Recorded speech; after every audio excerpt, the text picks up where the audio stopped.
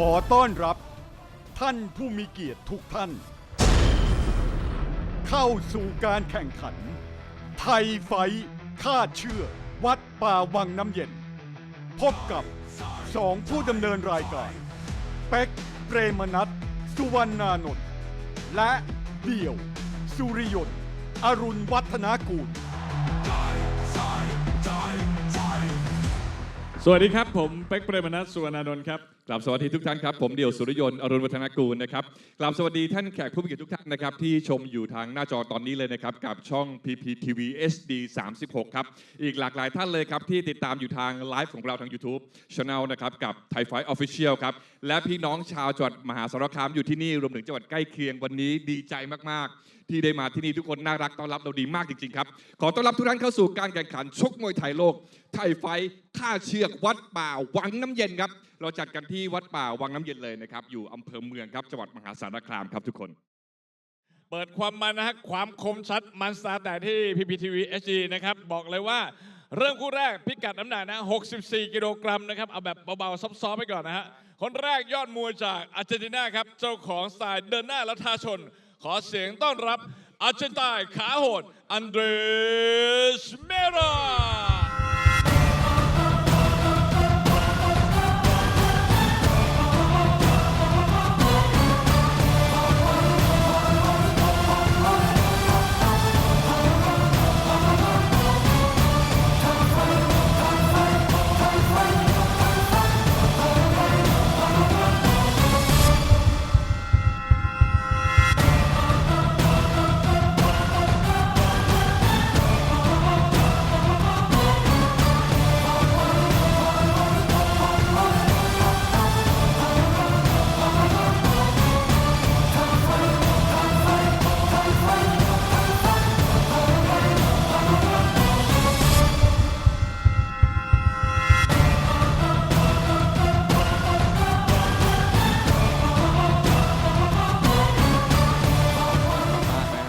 ด้วยรอยยิ้มนะฮะความมั่นใจครับแหมปูมาอาร์เจนไตน์ขาโหดยิ้มให้เด็กน่ารักแต่พอขึ้นเวทีคุณดูครับสีหน้าแววตาเปลี่ยนเป็นคนละคนสมาธิมานิ่งก็จริงของคุณมาผมแล้วอาร์เจนไตน์ขาโหดคุณจะมีอะไรโหดกว่านี้ไหมถ้าในพิกัดนี้ครับต้องพบยอดมวยจากเมือง101ครับนี่คือแชมป์อิซูซูไทยแลนด์แชมเปี้ยนชิพ2025และมาพร้อมกับพลังอิซูซูดีแม็กซ์ดูวันแอดออนลี่ปรบมือดังๆต้อนรับด้วยครับนักล่าเมือง101ก้าวสาตราสจ.วิชิตเมือง8ริ้ว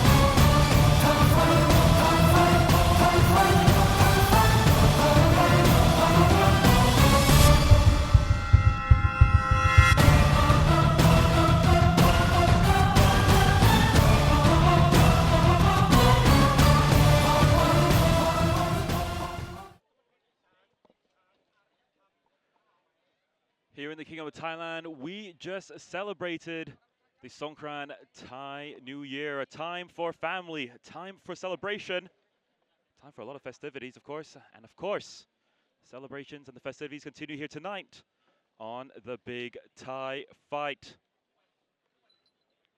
It's good to be here once again, and what an international show we have for you. 9 action-packed fights with athletes from 5 different continents. And there you see our Thai commentary team. On the left, it is Somsit Jongjaha, Olympic gold medalist, and on the right was Mr. Takhian.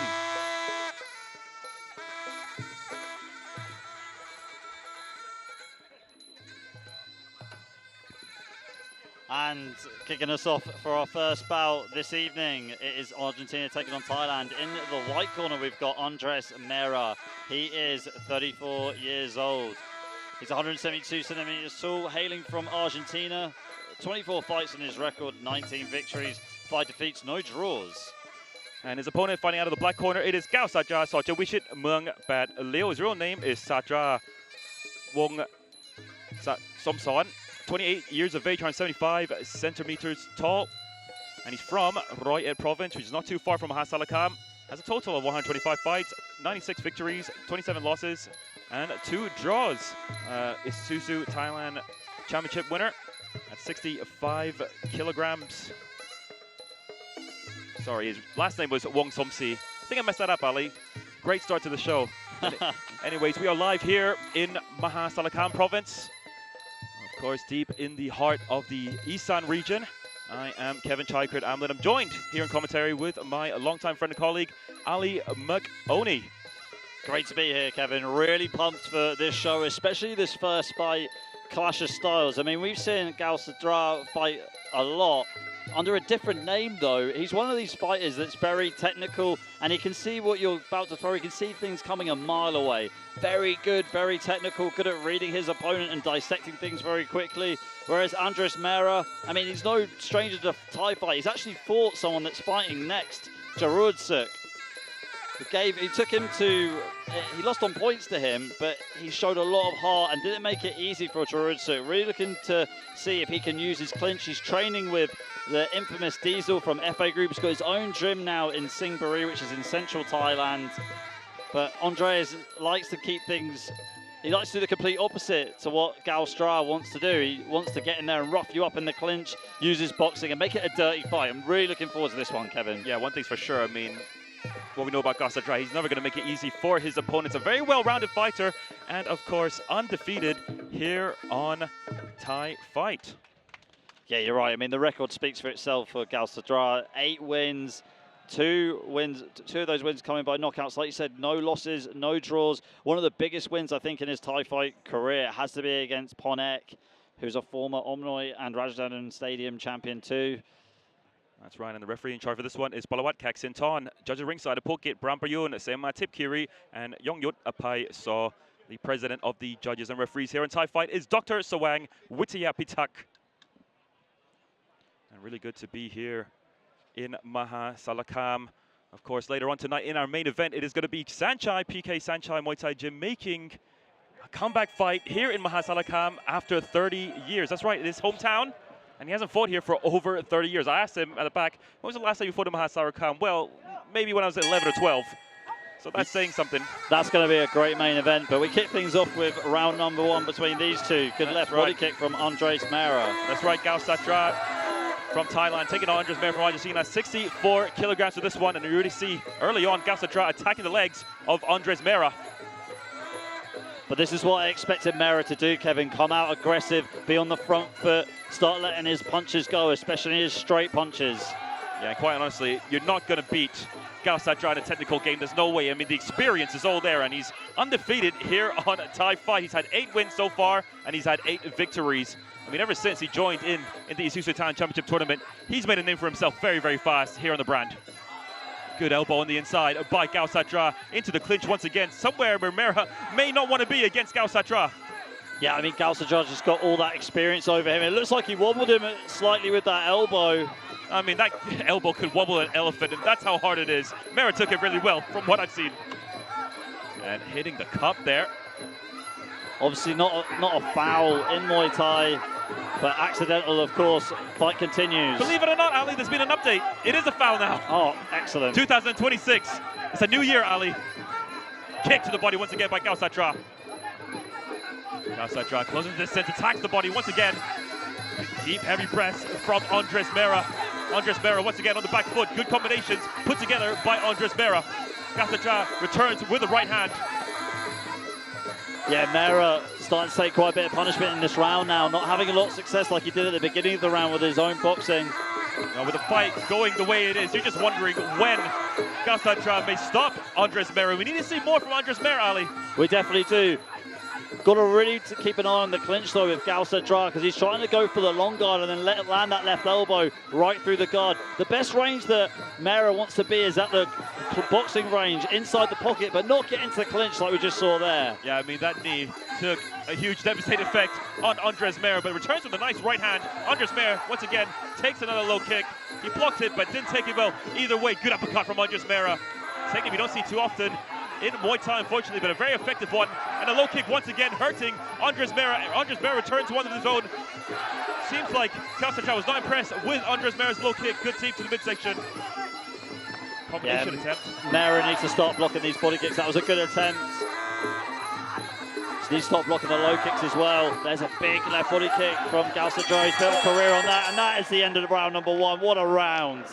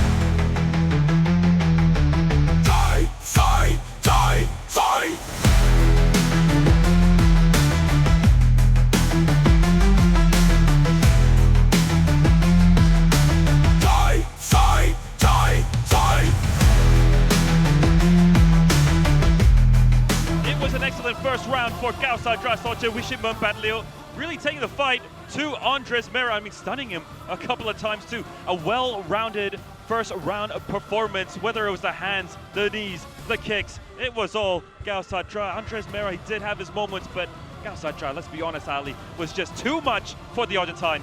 Yeah, way too much. I mean, you talk about the kicks. The one kick that stood out the most for me was the low kicks. That came at the end of the round. Also, this elbow as well that you said could put down an elephant. I'm not going to disagree with you there, Kevin. That's a really good shot. Let's see if Andres can regroup, and try and execute a better second round. Though I wouldn't test it on an elephant, Ali.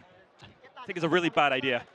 And ladies and gentlemen, of course, later on tonight in the co-main event, so before Saenchai's fight number 8, it is going to be Lion Muniti Tamanat Prompao taking on Toby the Weaponsmith from Australia. 77 kilos of Muay Thai action, but that's later on tonight. A fight that I'm looking forward to. Here we go. Round number 2 is underway, and a more aggressive from Andres Mera. Good low kick once again from Kaosatra. Left hand connects for Mera.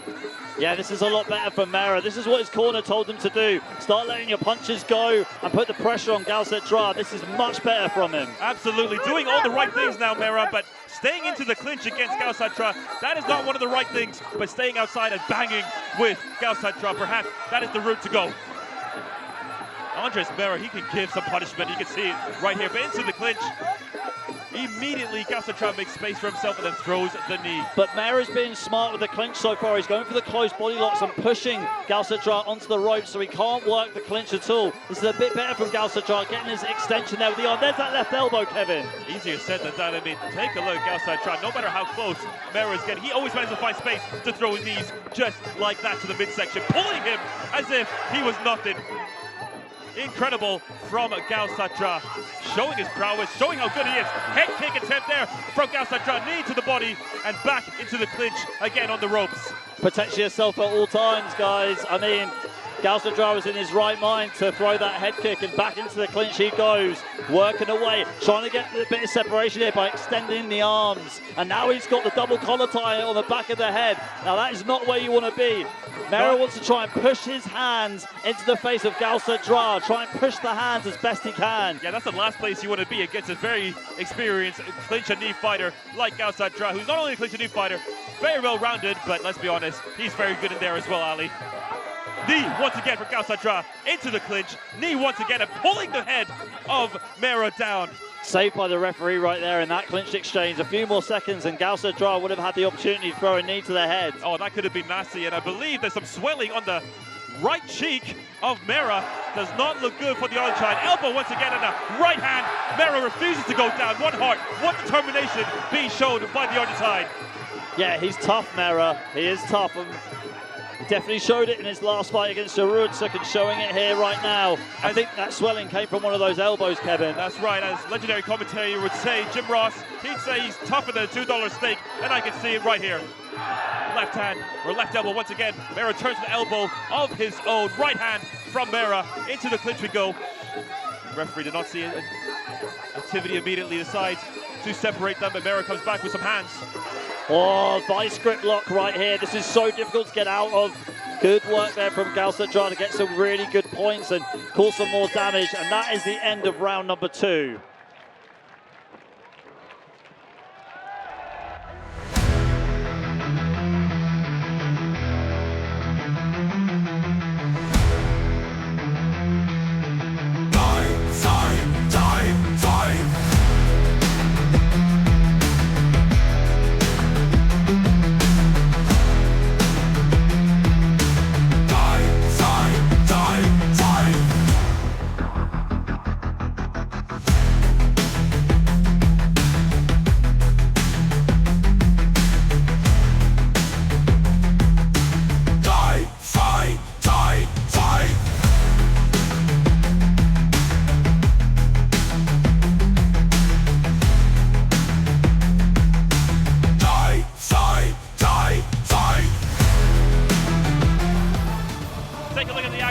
From the second round, some hands are being displayed early on in the round by Andres Mera.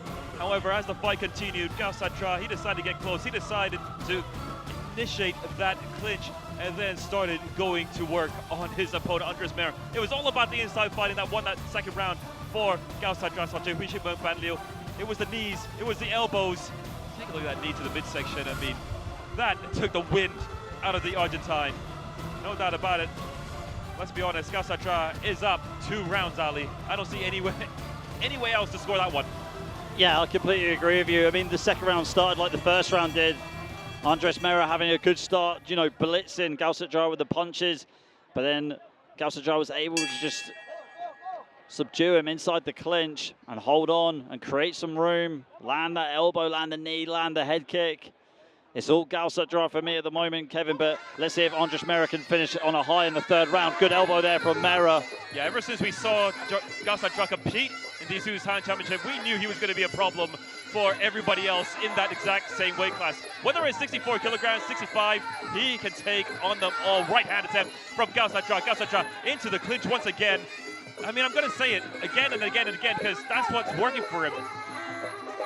Yeah, never change a winning formula, Kevin. You've got to stick to what's working for you. And at the moment, Kaosatra is just absorbing the punishment from Mera with the boxing and just closing him down, getting him straight into the clinch, trying to land that left elbow. I just don't know what Andres Mera eats in the morning because he's absorbing so much of these heavy shots, taking so much punishment, and just refusing to go down. That elbow, once again, how is he still standing? Yeah, he's taking more punishment than an electric chair at the moment. Doing very, very well to hold on.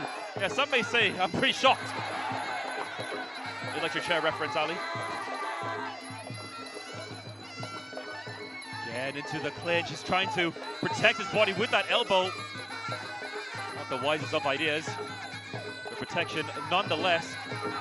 We saw Mera's corner saying to him in between rounds, trying to throw the uppercut. I mean, I could say that there is an opening for it as Kaosatra comes forward, but it's just trying to time that shot as it comes in. Spinning back elbow there by Mera. Jumping body kick by Kaosatra. Again, jab by Kaosatra into the clinch, and it doesn't look like Kaosatra wants to punish him anymore. And you can understand that. Giving him the mercy stoppage, or at least maybe he thinks he can regroup and land some more effective shots on the outside. Back into the clinch. Yeah, I mean, Kaosatra, he knows he's won this already. You see the inactivity in the clinch. Almost teaching him a lesson. And again.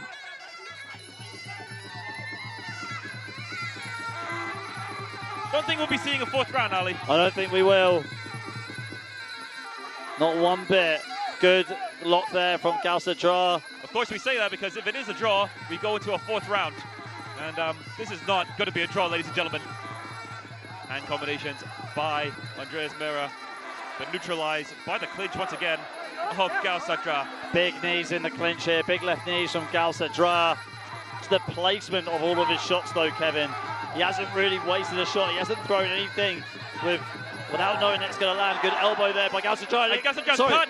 Andres Mera landing with the elbow and cut Kaosatra. Yeah, Kaosatra actually got cut here in this matchup, and I don't think it was an elbow that he was expecting. What a clean elbow from Andres Mera. That's a little victory within itself. You've got to give it to Mera, Kevin. He's tough. He is absolutely tough. Of course, not the first time we've seen him here on Time 5.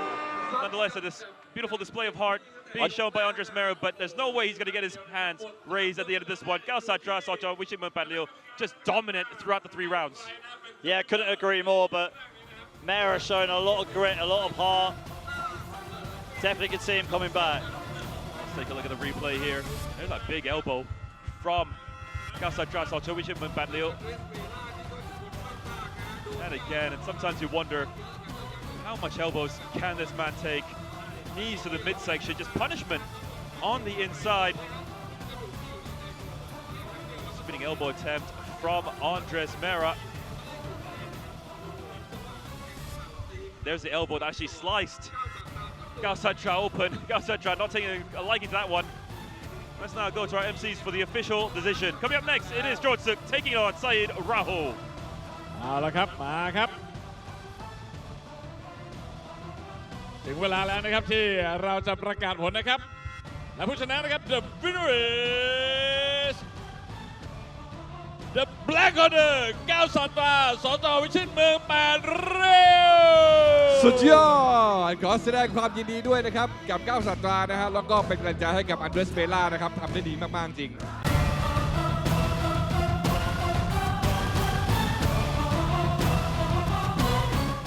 ลุยกันต่อนะฮะคู่ที่2ดีกว่านะครับเป็นซุปเปอร์ไฟท์นะครับพิกัดน้ำหนัก63กิโลกรัมคนแรกจะไปเลยนักสู้จากโมร็อกโกครับสัญชาตญาณนักล่ามาเต็มเปี่ยมขอเสียงต้อนรับ Lion of Middle พญาสิงห์แห่งเมืองมิดเดิลซาอิราโฮ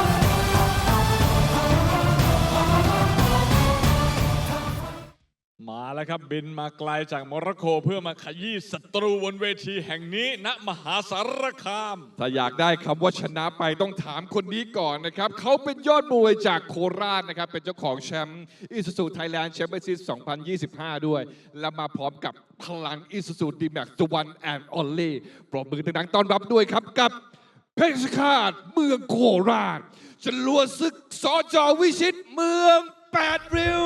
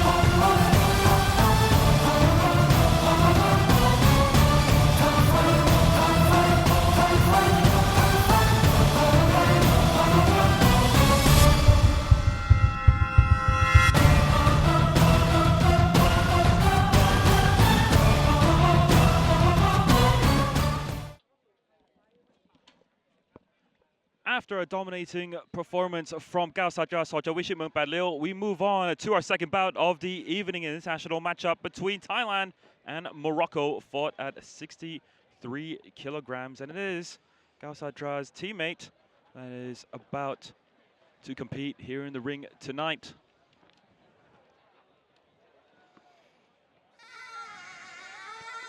In the white corner, he is competing against... But first, Ali, we got to introduce ourselves to the audience at home. If you're just tuning in, my name is Chai Krit Amlet, also known as Kevin. This is my good friend, longtime friend and colleague, Ali Makoni. And you are tuned into Thai Fight, Wat Pa Wang Nam Yen. Of course, we got a lot of action here tonight.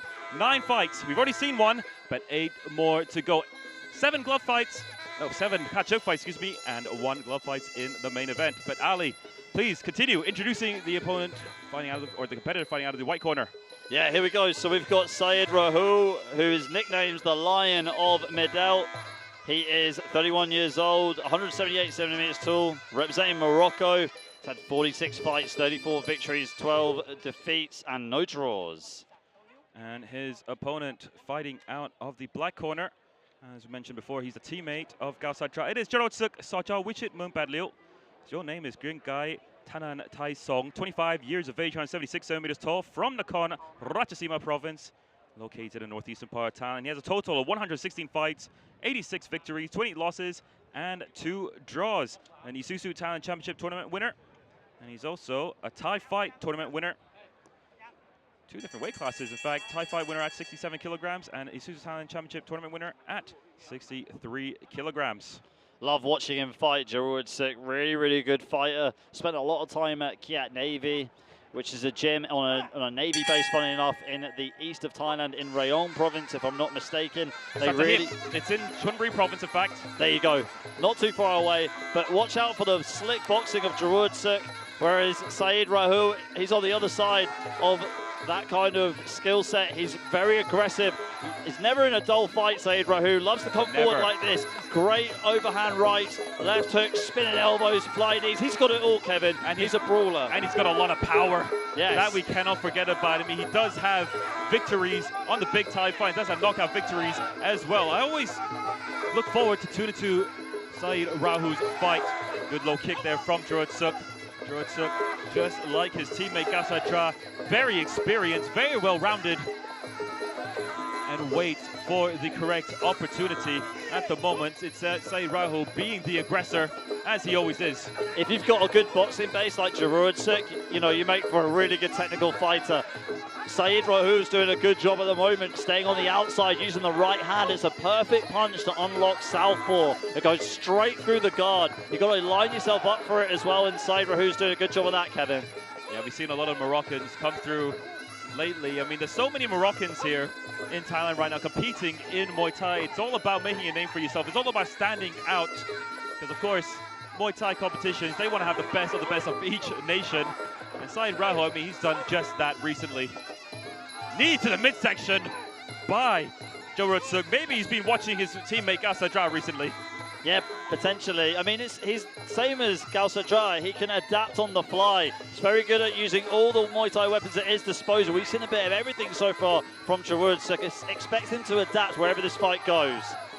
Overhand right attempt by Saenchai, but good elbow by Jaruadsuek. And again, elbow on the inside, and bad positioning for Syed Rahu in the clinch. Yeah, it's not good when your opponent has his palm over your head like that and just sticking you out the ropes. Low kick by Jaruadsuek, left hand, elbow into the clinch once again, and now just ragdolling Syed Rahu. You see with the straight as well from Jaruadsuek, he's throwing it fast and light so that he can just get cut through the range, and then literally after that throw the elbow. But you want to watch out for Rahu though, because he's unpredictable and wild like this. Yeah, I thought he just unbalanced Jaruadsuek. Maybe he would have got a count there, but Jaruadsuek keeping his composure very nicely. Get into the clinch, Jaruadsuek. I mean, these Socha Wishimung Padlil guys, they love to clinch, don't they? Yeah, they do, and they're very good in the clinch. In the clinch, the main thing you've got to do is make sure your hips are square on with your opponent. Jaruadsuek has been able to get side control too much in this round, and that is the end of round 1. Don't go anywhere, because round 2 is coming.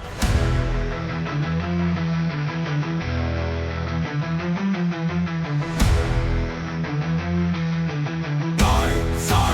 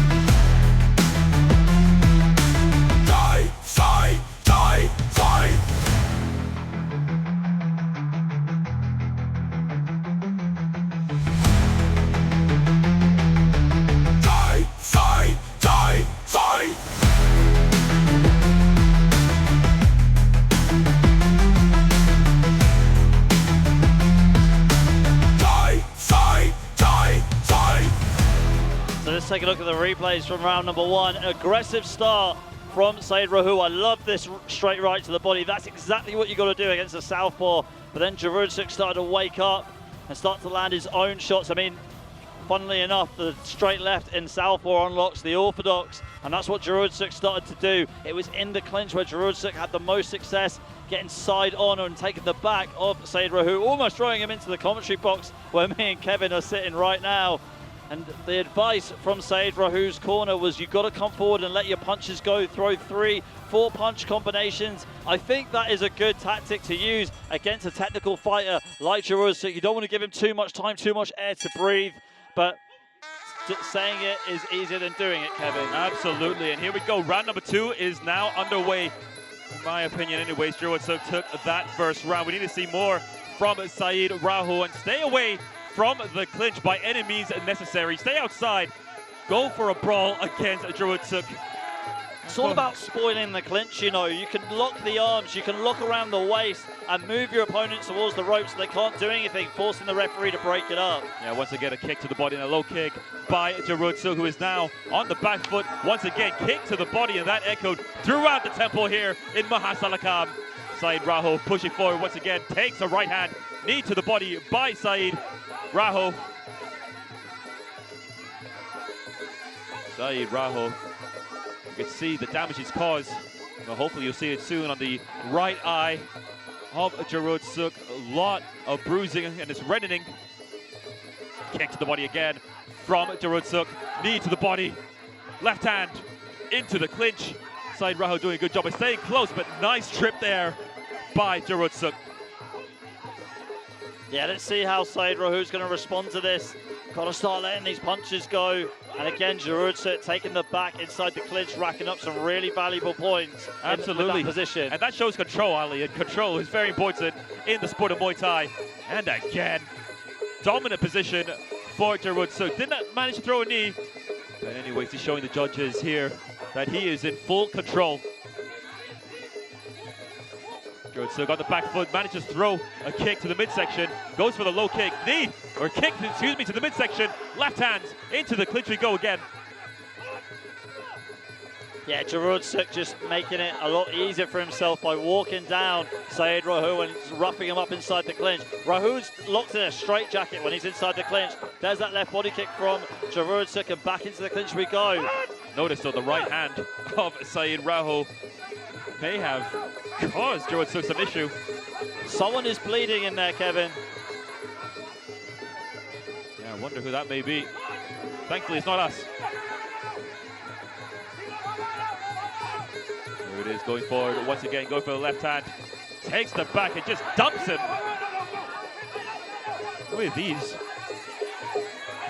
But Rahu still back up to his feet. Left elbow is being thrown by Jaruadsuek. Again, taking side control inside the clinch. Even though not a lot happened there, the positioning wins you points as well, even if you can't land any knees or any strikes at all. Beautiful left knee there by Jaruadsuek, having his way with Said Rahu in round number 2. Yeah, we sound like a broken record, Ali. We're saying it time and time again, but that's just the fact of the matter, and that's the end of the second round.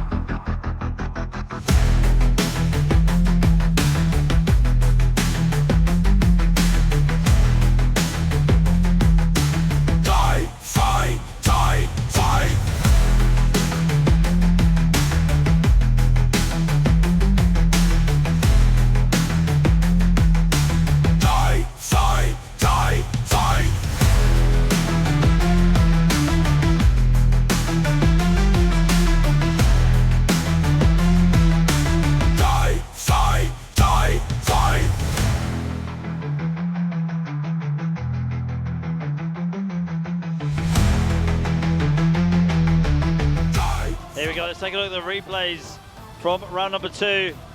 Jaruadsuek did get dinged at some point. There's a big swelling on his right eye, but it was all him in that round, really inside the clinch. There's that beautiful sweep there from Jaruadsuek, sweeping Said Rahu down to the canvas. And that left body kick that was very precise, Rahu wasn't able to block it at all. And Jaruadsuek was just able to keep on landing some significant shots, especially with the boxing, and a lot more so inside the clinch. There's that left elbow on the replay. It's all Jaruadsuek. Like you said, Kevin, we're going to sound like broken records, but I mean, we're seeing the same thing here. Absolutely. Let's thank our sponsors here tonight. It's Chang Mineral Natural Still Water, Padetsuk Sales Co. Limited, Trisor Thailand, Kai Mok Fertilizer, Thai Airways International Public Limited Company, Solix Key Thailand, Emsin Spray, Asok Skin Hospital, Thai Fight International Boxing Association, PPTV HD 36, Mahasarakham Province, Saenchai Complex, Tonson Market, and of course, our host here tonight, Watpa Wang Nam Yen. Round number 3 is underway, and it looked like Jaruadsuek was stunned momentarily, now fighting on the back foot, but into the clinch once again, and that's just a place where he's very comfortable up to this point here in this fight. Yeah, it is, but it looks like Said Rahu is caught in his right eye, sorry, his left eye. Both of them have got damage on the eye. Jaruadsuek with the swelling and Said Rahu with a cut. Oh my goodness, that cut is not looking good. He is bleeding out non-stop. Dr. Jaruadsuek needs to take a look at this, of course, known to the stretcher crew at home as Dr. Doom. Let's see if the fight can continue. Ali, can you take a guess? I hope it will. And it's it not will. In a bad place. It will. Yeah. So the cut's just on just below like the eye socket there, on the cheekbone. So it's not going into the eye and disrupting the vision. Here comes an elbow from Jaruadsuek trying to get a late finish in the 3rd round. He is desperate for that finish. He's like a man possessed, a shark that sees blood in the water. He wants to get this done and over with. Doesn't Jaruadsuek translate to something like torpedo in Thai? Rocket launcher? Yeah, war rocket. War rocket, there you go. Literal translation. He's letting those rockets fly right now in the 3rd round. But I'm pretty sure it just pretty much means missile, right? Taking the back, and the referee's having a hard time separating these two. Well, separating Jaruadsuek more likely. Let's be completely honest, Ali. Well, you can't stop a missile when it takes off, Kevin. Yeah, but Brad Chumsuk, the referee in charge of action here tonight, or here in this matchup, has done a fantastic job here in the ring. Jaruadsuek as well, I mean, really stamping an exclamation mark here in this fight. It's all about range management. So Said Rahu needs to control the mid to close range so that he can land his boxing like he did in the 1st round with the straight. But he keeps on coming forward, getting wrapped up in the clinch by Jaruadsuek, who's able to score and land more points and chew up the clock as well and make openings for those elbows that he's landed. Oh my goodness, though, that cut does not look good. I understand. Doctor let it continue. But at this point of the fight, he's truly being dominated in there.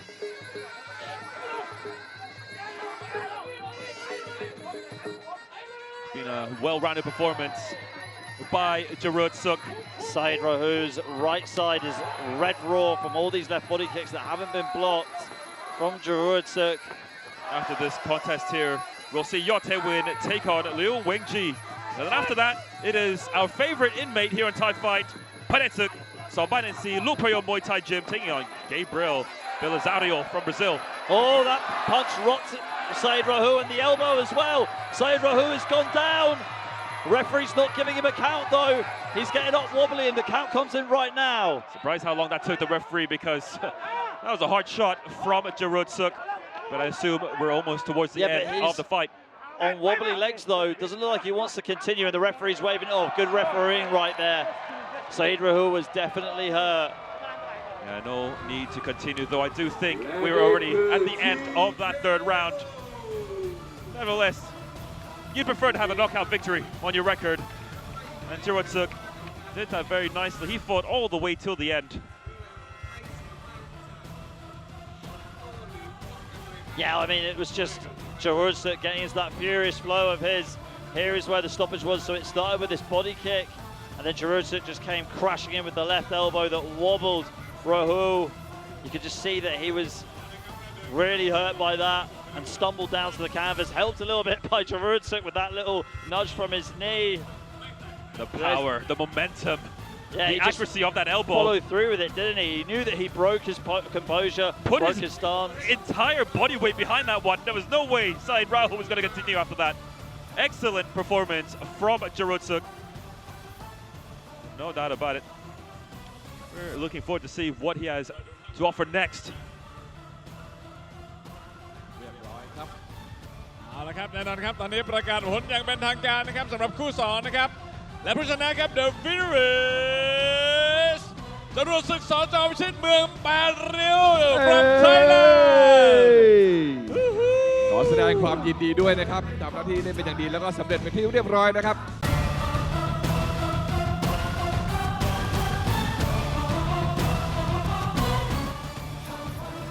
ไทยไฟวัดป่าวังน้ำเย็นกลับมาแล้วนะครับทุกคนนะฮะตอนนี้เข้าสู่ยก3เลยแล้วกันนะฮะไม่รออะไรแล้วนะครับซัดกันให้มันตาแตกกันต่อนะครับสำหรับซูเปอร์ไฟคู่ต่อไปพิกัดน้ำหนัก67กิโลกรัมครับนักสู้คนแรกมาจากประเทศจีนมาด้วยความดุดันนะฮะพร้อมกับอยากจะประกาศศักดาบนสังเวียนแห่งนี้ขอเสียงต้อนรับมังกรแห่งกวางตุ้งหลิวหวนเจีย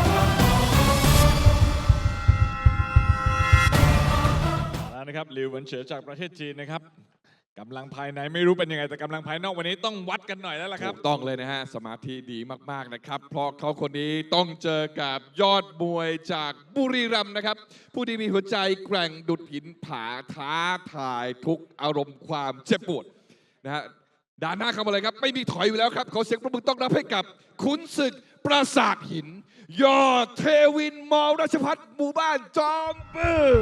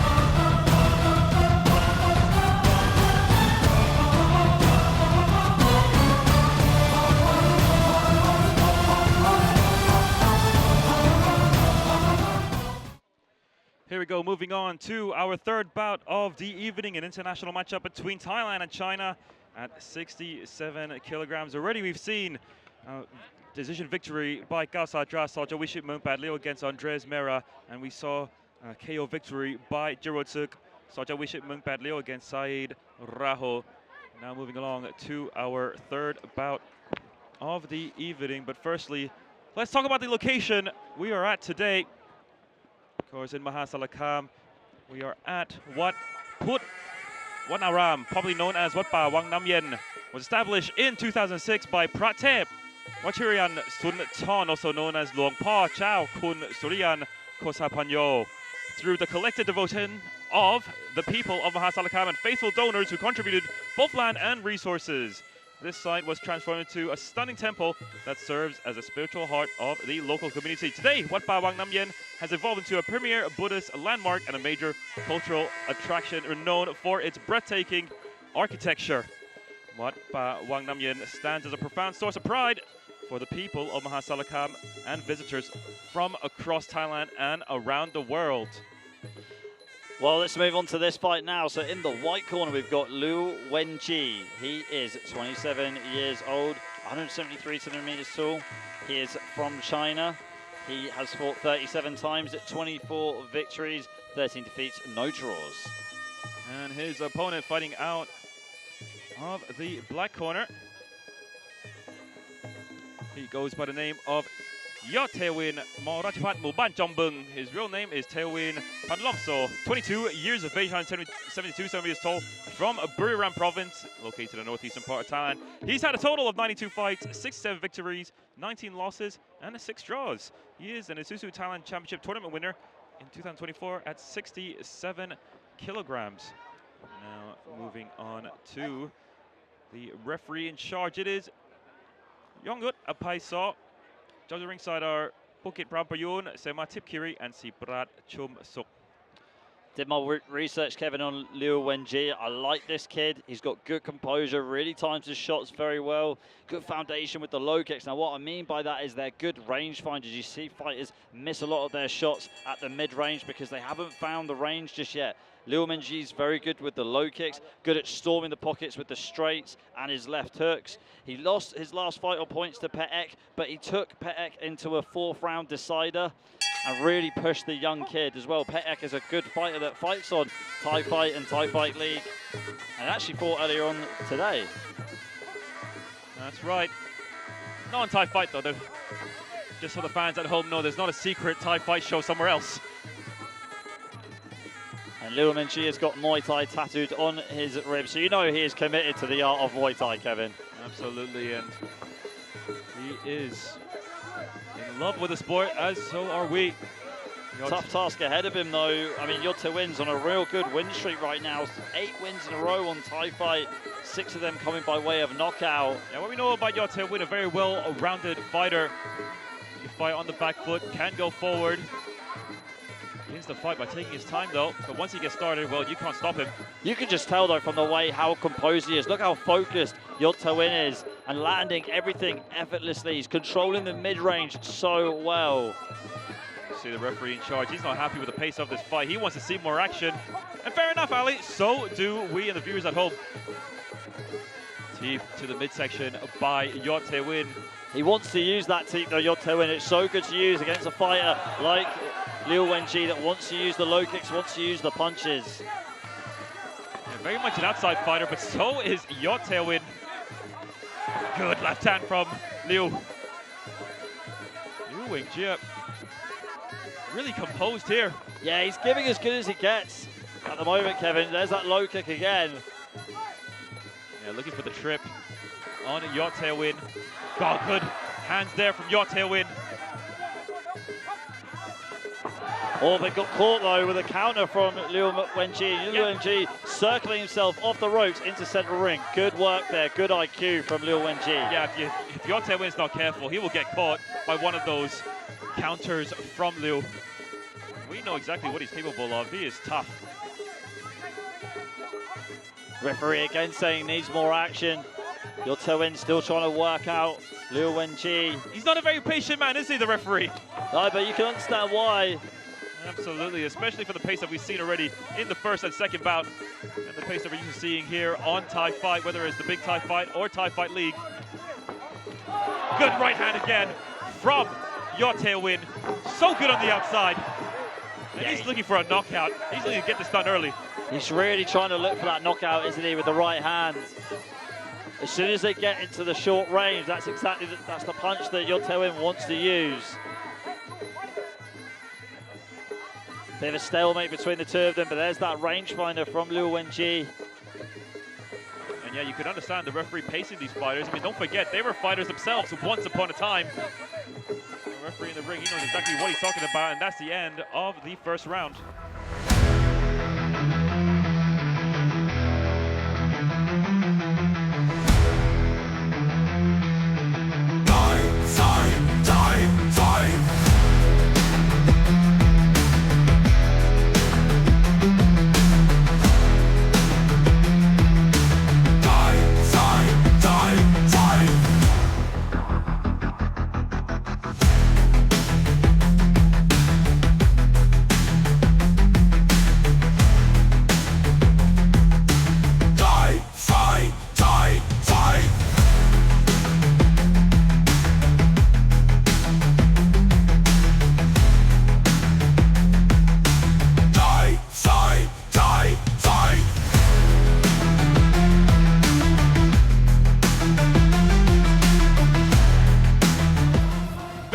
To separate these two after the first round of action for our third fight of the evening is Yodthewin in the black corner and Wenjie from China in the white.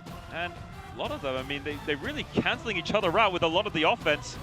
I'm having a difficult time separating these two at the moment, Ali. We've seen some good hands, we've seen some great counters, but we need to see more action in the second round to make things a lot more clear for us. But I mean, we talked during the break, Ali. I mean, slightly, you gave the round to Yodthewin. Is that correct? Yeah, I just think he landed with a few more effective shots, like we saw on the replay. That right hand that just moved Wenjie back, but they're cancelling each other out. Like you said, it is a chess match. I was expecting this, Kevin. When I did my research, I knew that both of them were going to be composed, technical fighters with different skill sets. Wenjie wants to go for the low kicks and the punches, whereas Yodthewin wants to go for a bit of everything, starting with the teeps and the body kicks. Here we go, round two. Yeah, we definitely need to see more action, more pacing here in this round. Got to make it more clear for the judges, for the audience here, and the audience watching at home. Head kick attempt from Wenjie. Wenjie waiting for that counter, but a good kick connecting for Yodthewin. And kick in return by Wenjie in the mark. Can't wait too long though against Yodthewin. He's sharp. Just like that, and me connecting with the hook upstairs. Very nicely done from the Nakhon Ratchasima native Yodthewin. But also that body kick, Kevin. That body kick is money. And he's starting to land it. Starting with the teep as a good rangefinder, trying to find it, and then starting to land it at will. It's throwing it as just before then, when Wenjie, he knows the split second before he's about to throw a shot. There's the right hand. Yeah, this is the moment where Wenjie needs to start to wake up. He's been hit a couple of times already here in this round. He's taking solo kicks to the body, he's taking hooks upstairs, and he's not going forward. He's taking too many strikes. He needs to start attacking back right now. Needs that urgency. His corner needs to tell him to do the exact same thing. He can't wait a counter no more. It's not working. It hasn't worked. Got to be aggressive. You see here, he stiffens up. And Yodthewin can read it and react to it straight away. And this isn't where Wenjie wants to be. He needs to circle off, pivot off this, out of this position in the ring like he did earlier. Wenjie too much on the back foot at the moment. He has the skill, he has the ability, but he just needs that killer instinct. Right hand lands once again for Yodthewin. That right hand has been money, and the cameraman has fallen down. Anyways, I managed to catch him. Yeah, you saved somebody there, Kevin. Absolutely, it's what I do for a living, Ali. And back to the action in the ring. Right kick from Yodthewin. Looks to have caused problems for Wenjie. Wenjie goes for the kick to the midsection. Not going to trouble Yodthewin too much. Good block there by Wenjie. Going for the carpet kick by the looks of things. Upward elbow inside the clinch from Yodthewin. Right hand. Hook to the body on top of that. Yodthewin is a man on the mission. He's desperate to stop Wenjie. Don't blame him. And that is the end of round number two. A teep to end it by Yodthewin.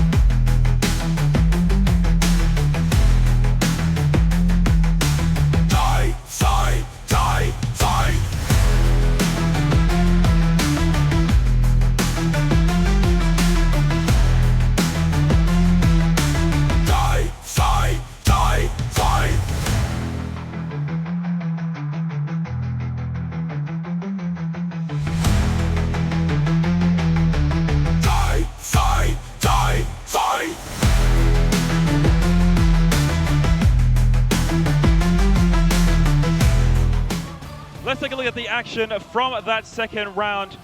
I mean, a lot of the viewers are saying it was quite close, but from what I've seen, I mean, it was mostly Yodthewin. I mean, that right hand especially was money, connecting with it time and time again, and obviously, I mean, it affected Wenjie. Yodthewin, no doubt about it, on my unofficial scorecard, won that second round, and quite easy, Ali. Timing beats speed and power, Kevin, and Yodthewin's got that in abundance. I mean, it's a typical boxing counter. When your opponent is throwing the left hook, you throw the straight right at the same time. Yodthewin keeps on timing Wenjie very, very well throughout this fight. It was a good, close first round, but I still think Yodthewin is up on the scorecards from the last two rounds as we head into round 3. Well, now we're going to see more urgency from Wenjie, and hopefully we're going to see it here in this round. But again, the right hand connecting for Yodthewin. But he's telegraphing that left hook too much. Wenjie is telegraphing it way too much. You can see it coming a mile away. That's why Yodthewin is throwing this straight right. Wenjie going for the low kick once again. Needs to start putting those hands together, set up those shots, look for the combination. Yodthewin takes the left hand, takes it nicely still on his feet, looking to counter Wenjie now. Into the clinch. Referee has to separate. Yeah, Yodthewin's just using his experience and focusing on landing that right hand. Taking a few unnecessary risks though. Bobbing and moving his head off the center line. Good body kick there by Yodthewin. Again, Wenjie trying to close the distance between him and his opponent. Not able to hit the mark.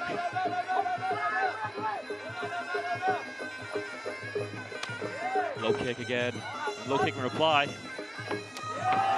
Head kick attempt from Yodthewin, not hitting the mark. Not sure what Liu was waiting for.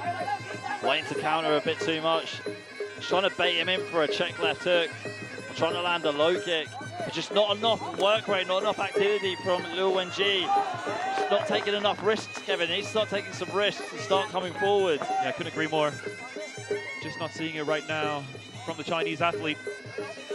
Yodthewin complaining of an eye poke.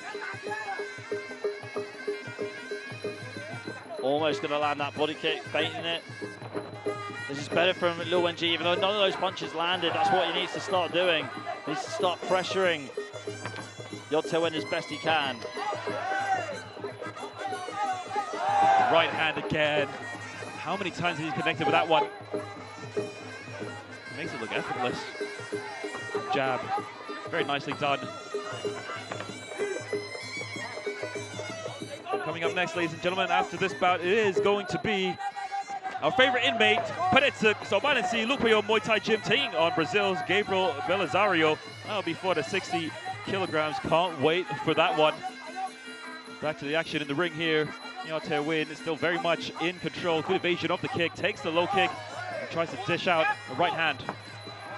Yeah, both of them are waiting a little bit too long, aren't they? I mean, Yodthewin was waiting too long to land the right hand, and Wenjie with his own counters. But that's the end of the round, end of the fight. For a second time this evening, we're going to the judges' scorecards, Kevin.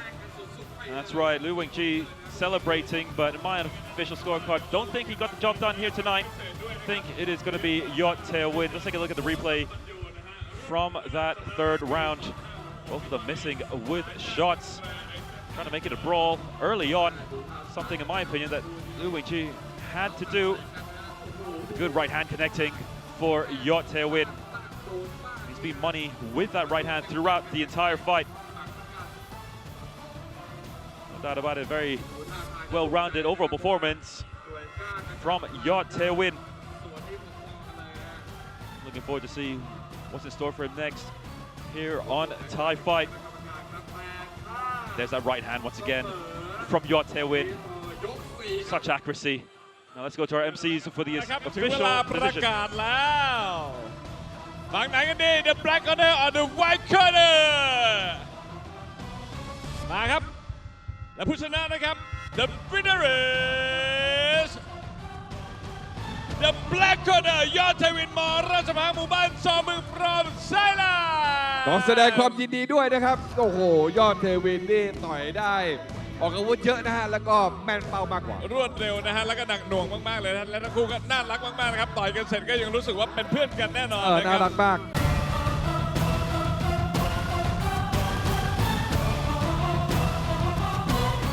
เอาละครับไทยไฟท์นะฮะวัดป่าวังน้ำเย็นนะฮะณมหาสารคามนะกลับมาอีกแล้วนะครับแน่นอนว่าตอนนี้นะฮะทุกคนก็ยังมีความสนุกสนานอยู่แล้วก็มันสุดๆในแต่ละคู่นะ คือตอนนี้อากาศดีด้วย ลมเย็น นะ มา ฮะ ก อากาศเย็นลงแล้วก็มีลมพัดเอื่อยๆนะครับชมมวยสบายๆเลยฮะ ใช่ฉะนั้นจะรออะไรครับมาดูกันต่อลุยกันต่อดีกว่านะฮะกับ ครับ ซุปเปอร์ไฟท์นะครับคู่ต่อไปพิกัดน้ำหนัก60กิโลกรัมนะครับแต่ว่ากลัวจะดูแบบเนิบๆกันไปแล้วหลายคู่ ผมว่าบิ้วกันหน่อยดีกว่าเพิ่มความเดือดโดยเพิ่มเงินรางวัลอัดฉีดเลยใครชนะรับไปเลย 20,000 บาทนะครับสนับสนุนโดยบริษัทมังกรพรีเมียมคาร์101นะครับ ผมต่อยกันให้ตาแตกแน่นอนวันนี้ มาเอาให้ตาแตกกันเลยนักสู้จากบราซิลเป็นคนแรกครับเจ้าของพลังหมัดที่พร้อมปิดเกมทุกวินาที ขอเสียงต้อนรับบราซิเลียนขาโหดกาเบรียลเบลิซาริโอ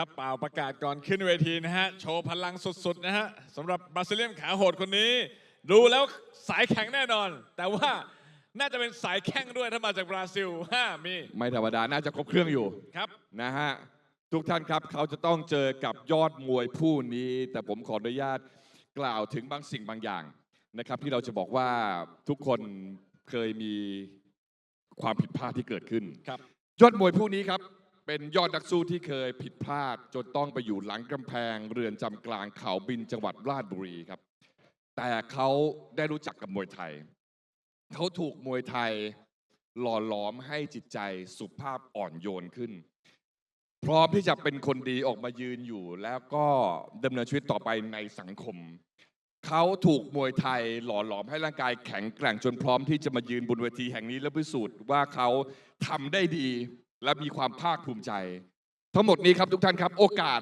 เป็นสิ่งที่สำคัญขอเสียงปรบมือเป็นกำลังใจดังๆครับนี่คือเพชรฆาตหลังกำแพงพระเดชศึกสอบบ้านที่ 4ลูกพระยมมวยไทยยิม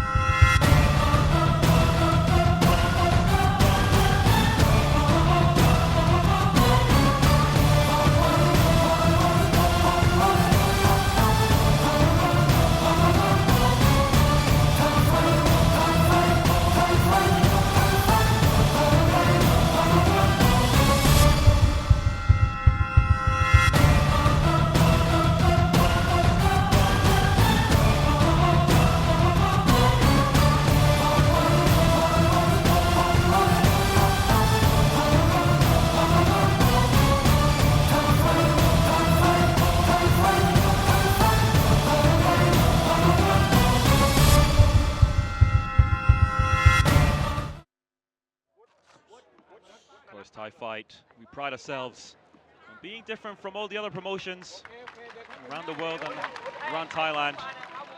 And having this man compete is definitely no exception. Of course, he is currently an inmate at the Kheewpetch Central Prison in Ratchaburi Province. This fight will be Thailand taking on Brazil at 60 kilograms. I don't think you've commented on him before, Ali, but he is a joy to watch. I'll tell you that right now. I'll tell you right now, this match is a match made in heaven from what I've seen, from doing a bit of research on the fighter in the white corner, Gabriel Belazario. He is 28 years old, 167 centimeters tall, hailing from Brazil. 24 fights in his record, 18 victories, 5 defeats, and 1 draw. And now introducing his opponent, as mentioned before, making his way from Kheewpetch Central Prison. He goes by the name of Padetsuk Sobanensi Lukprayom Muay Thai. His real name is Widichai Mi Jan. 41 years of age, 172 centimeters tall, from Patalung Province in the southern part of Thailand. He has a total of 70 fights, 46 victories, and 24 losses. A former WMC Muay Thai world champion, and formerly known as Pet Taksin, saw Tamapet in his heyday. And now, referee in charge for this one, bout number 5, it is Tawan Ieng Ubon. Judge ringside of Phuket Brown Prayun, Sema Tip Kiri, and Siprat Chumsuk. But I mean, Belazario, Kevin, in his last fight, this kid is so aggressive. He's a tank, he's a freight train. Loves to come forward, find the range with touching the gloves, the low kicks. He's got really good boxing, loves to come out with a high guard, heavy-handed. He won on points against Tiger Kheewpetch in his last fight and drops him in the last round. Padetsuk, we know, possesses great power and also very skillful, got a lot of experience under his belt. Looking forward to this fight. Yeah, at the moment, here on Thai Fight, he has a record of 5 wins and 0 losses. That's how good he is. I mean, taking a look at his style, it's like going into the past, really. The question is, can Gabriel Belazario hand him his first defeat on Thai Fight? Well, if anyone has a chance, it certainly is Gabriel. He possesses a lot of power. He's so fast as well. That's what I like about him the most. We saw this in his last fight, ripping it twice to the body with the hooks. That's where he wants the key. Padetsuk, he wants him on the rope so that he can corner him and land the big power shots, especially to the body. We know if you get a body shot, I mean, it's like eating a roast dinner and then falling in front of the fireplace, Kevin, you just can't get up. Yes, I do like myself a roast dinner, but I prefer to get up for a bit afterwards, Ali. Everybody else does. Not if you get hit by one of those body punches. Good team there by Padetsuk. Yeah, he's showing a lot of experience here in this fight because he's certainly not going to beat his opponent with power and speed. But that experience is going to go a long way for Padetsuk here in this bout. Oh, spinning back kick. A knee and a kick in reply by Padetsuk. Impressive work so far from Gabriel. And his corner is shouting for that body shot. Let's see if he can set it up. Kick to the body once again, and the body shot in reply from Gabriel. Looks like it just scuffed the wrist of Padetsuk. Didn't land flush. Good defense here by Gabriel, parrying the teep away, but Padetsuk still finding a home for that left body kick. I mean, Ali, you can tell immediately what Padetsuk is doing right now. He is loading, he is downloading information. And there's the elbow. Now you know the war is about to start. Kick to the midsection by Padetsuk. Teep. Padetsuk now a man on a mission, moving forward. Oh, good left uppercut there by Gabriel. It's been a waiting game for Padetsuk, landing this left body kick still as we go into this round. So accurate with his strikes. Selects his shot so well. I mean, that's why experience goes a long way in Muay Thai. Yeah, it really does, but this is what Padetsuk wants to do, though. Start attacking Gabriel to the body with the teeps, with the body kicks, and that is the end of round 1. Padetsuk landing a right body kick to finish.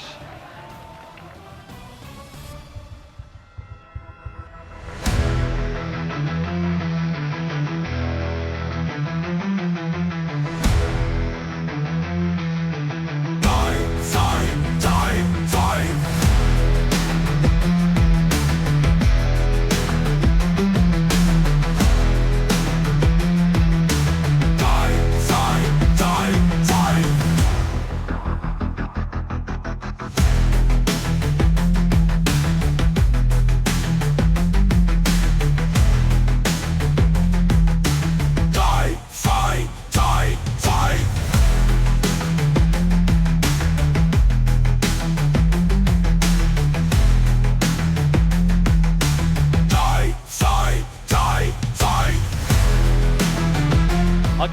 at some of the replays from the first round.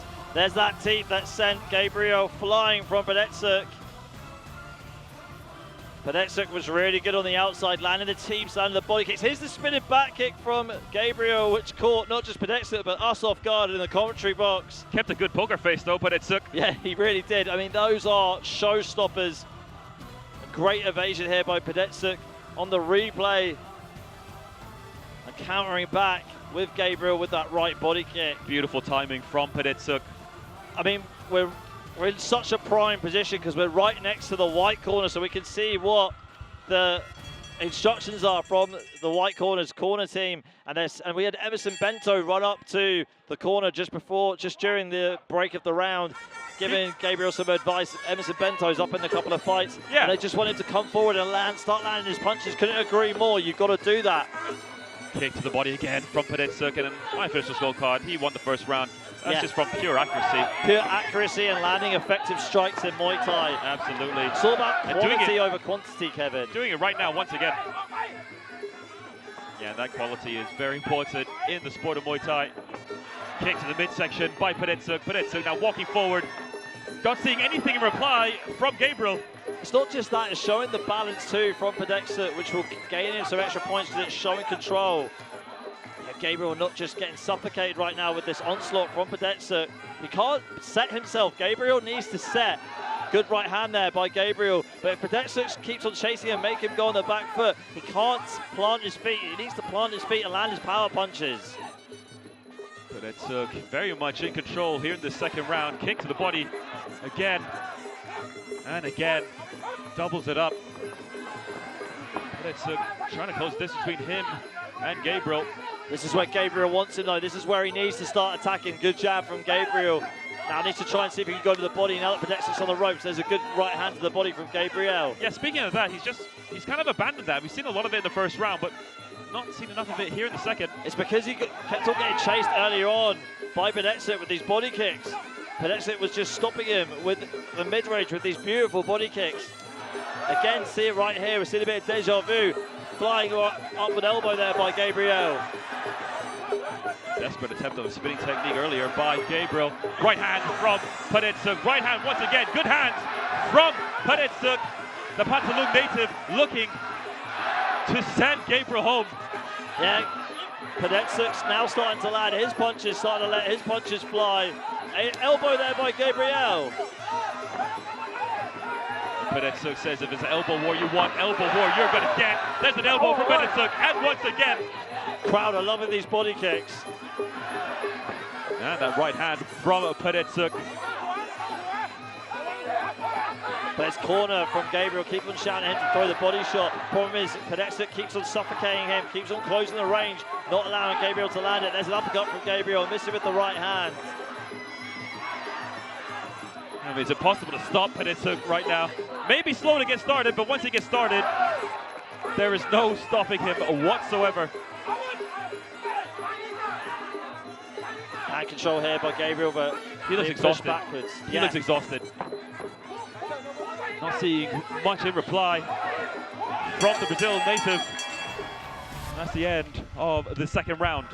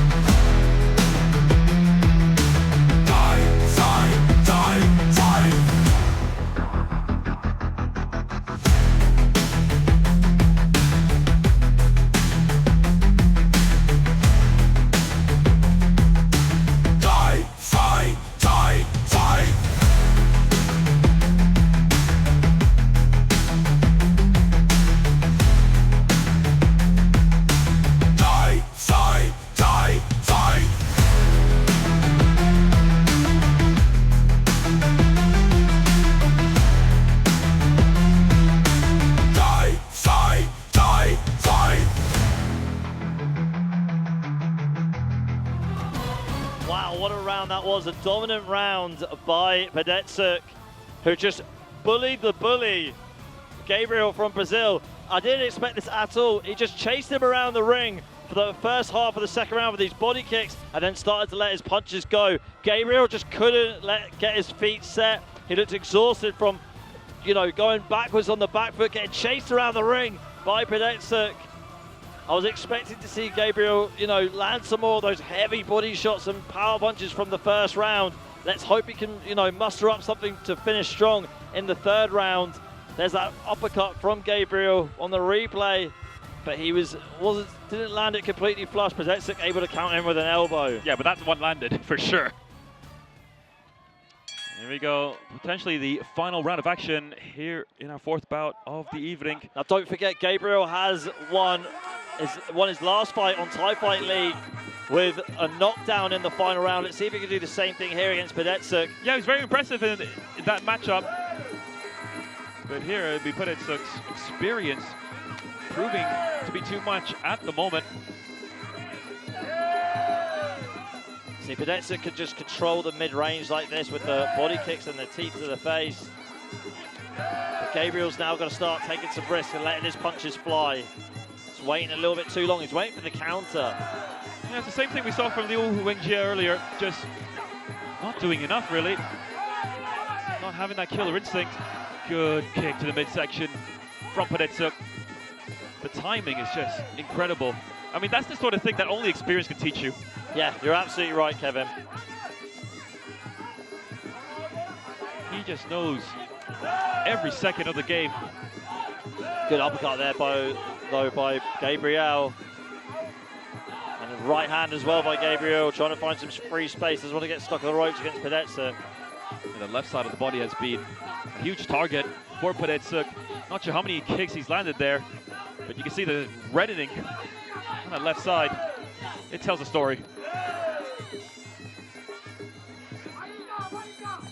But this is where Gabriel wants Padetsuk though. Now he's got to start letting his hands go, which is what his corner really wants him to do. Left hook to the body there by Gabriel.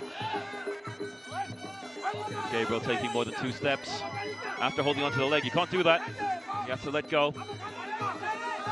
Right hand to the body there by Gabriel. Good shot, really good shot. Need to see more of it, especially now that we're in the third round. As the fight goes on, athletes do tend to get a little bit more tired. Maybe the body strike is the right way to go. It's all about setting up. Got to go up high and then go to the body, is because they'll have their hands up to protect from the headshot. But Padetsuk now finding that furious flow with the left body kick. Yeah, he's realized that it's the left kicks that's doing the damage on Gabriel. Oh, and the right kick as well. Those are the accurate ones. The left kick seems to have troubled Gabriel earlier. Good jab. Good kick again to the midsection. Teep to the face with authority by Padetsuk. 2 teeps in a row there by Padetsuk. Not just teeps, but filthy teeps to the face.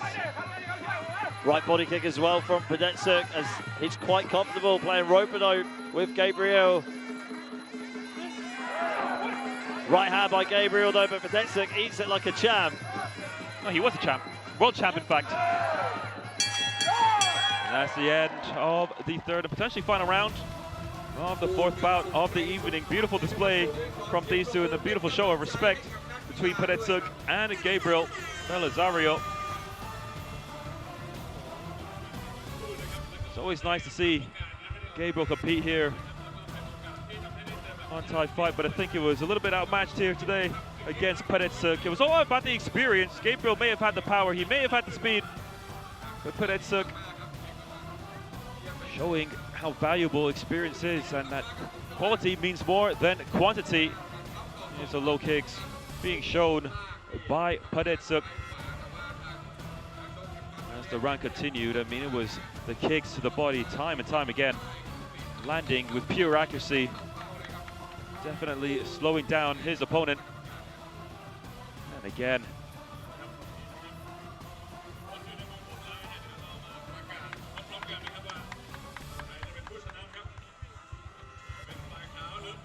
not sure how many kicks to the body Gabriel ate, but that surely did win Padetsuk the fight, or at least 60% of the reason. Let's go to the official decision. มาแล้วครับถึงเวลาประกาศผู้ชนะครับและ the winner is The Black Corner ครับประเด็นศึกสอบ้านใน4ลูกประโยชน์มวยไทยยิม from Thailand ไม่ธรรมดานะฮะขอแสดงความยินดีด้วยนะครับกับประเด็นศึกนะครับแล้วก็เป็นกำลังใจให้กับนักชกจากชาวบราซิเลียนด้วยนะฮะ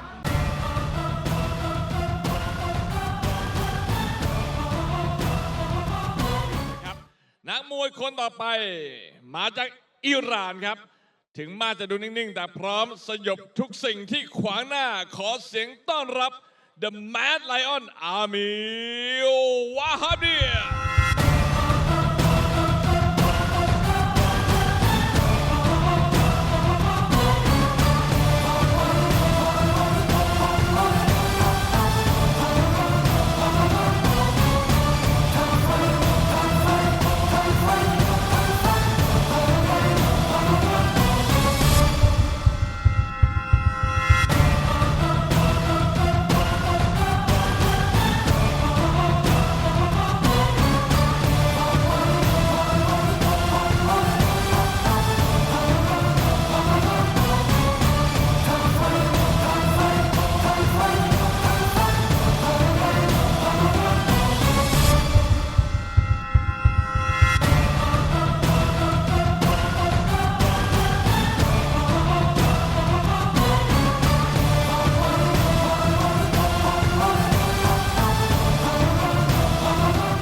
นักมวยคนแรกมาดูนะครับว่าปุ๋ยระบายไข่มุกนะฮะจะได้มอบรางวัลเงินอัดฉีดให้กับใครกันแน่ถูกต้องเลยนะครับในพิกัดน้ำหนักนี้นะครับคนนี้พัฒนาขึ้นมาได้อย่างยอดเยี่ยมมากๆเพราะเขาคือยอดมวยจากเมืองแพร่นะครับถ้าจะมีใครสงสัยหรือถามว่าเขาเก่งแค่ไหนพัฒนาขึ้นมาอย่างไงหมัดเท้าเข่าศอกในวันนี้คือคำตอบปรบมือดังๆต้อนรับด้วยครับกับเพชรฆาตล้านนาดาวแพร่ปุ๋ยไข่มุก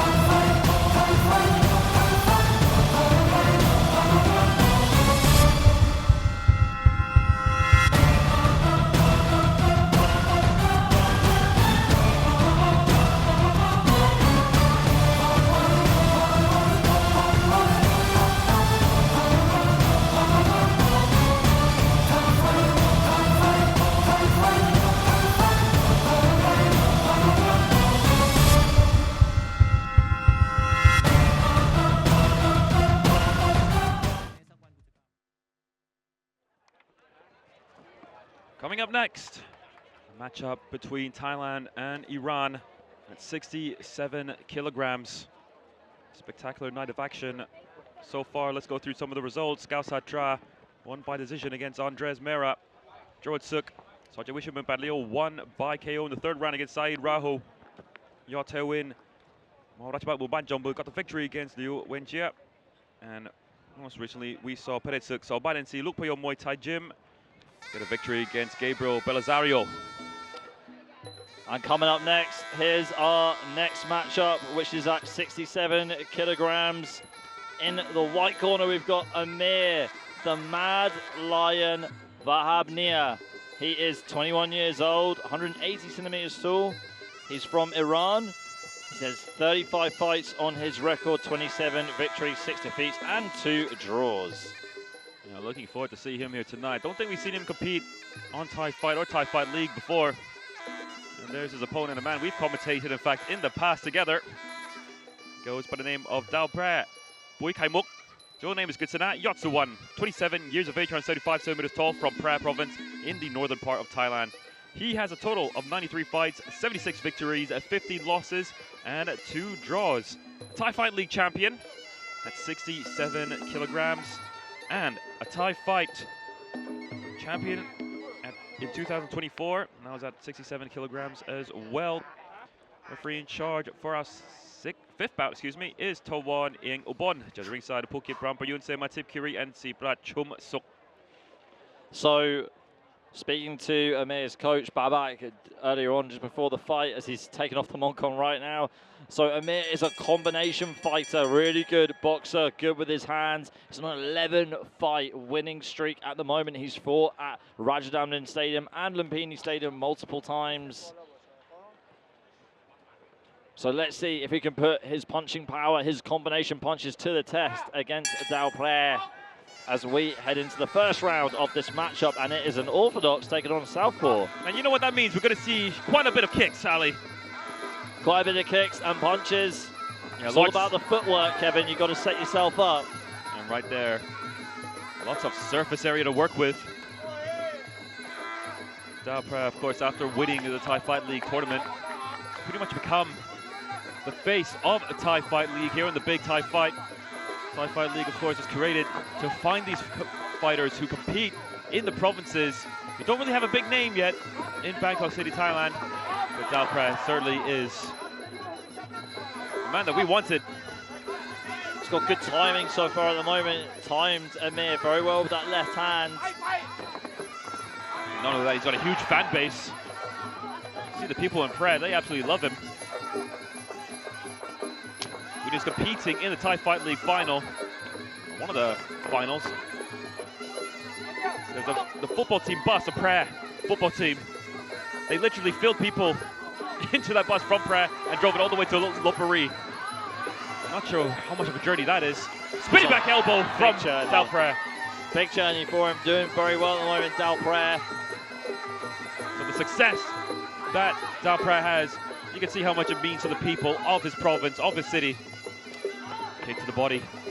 Nice kick in reply by Amir. Amir again trying to let his hands go, but getting timed by Dalpre. Kick to the midsection too from Amir. Amir showing that he's no pushover. He's got good timing. But Dalpre's got good clinch work, using that knee shield just to nullify anything that Amir could try and do inside the clinch. Maybe Dalpre just found the winning formula, Ali. Yeah, potentially. Left hand there by Dalpre. I mean, Amir does have, looks like he does have the height advantage against Dalpre. Well, there's no doubt about it. I mean, just taking 5 centimeter height advantage. It looks a lot more though when we're sat here, you know, calling the fights in the commentary box. Yeah, it certainly does show. Kick once again from Amir. Dalpre with a kick in reply. Elbow by Dalpre. That was really good adaptation there, you know, getting the kick caught, locking it up and then throwing the elbow. I really enjoy watching Dalpre compete. Kick across the back. Looking to go forward, but then thinking twice about it. And that's the end of the first round.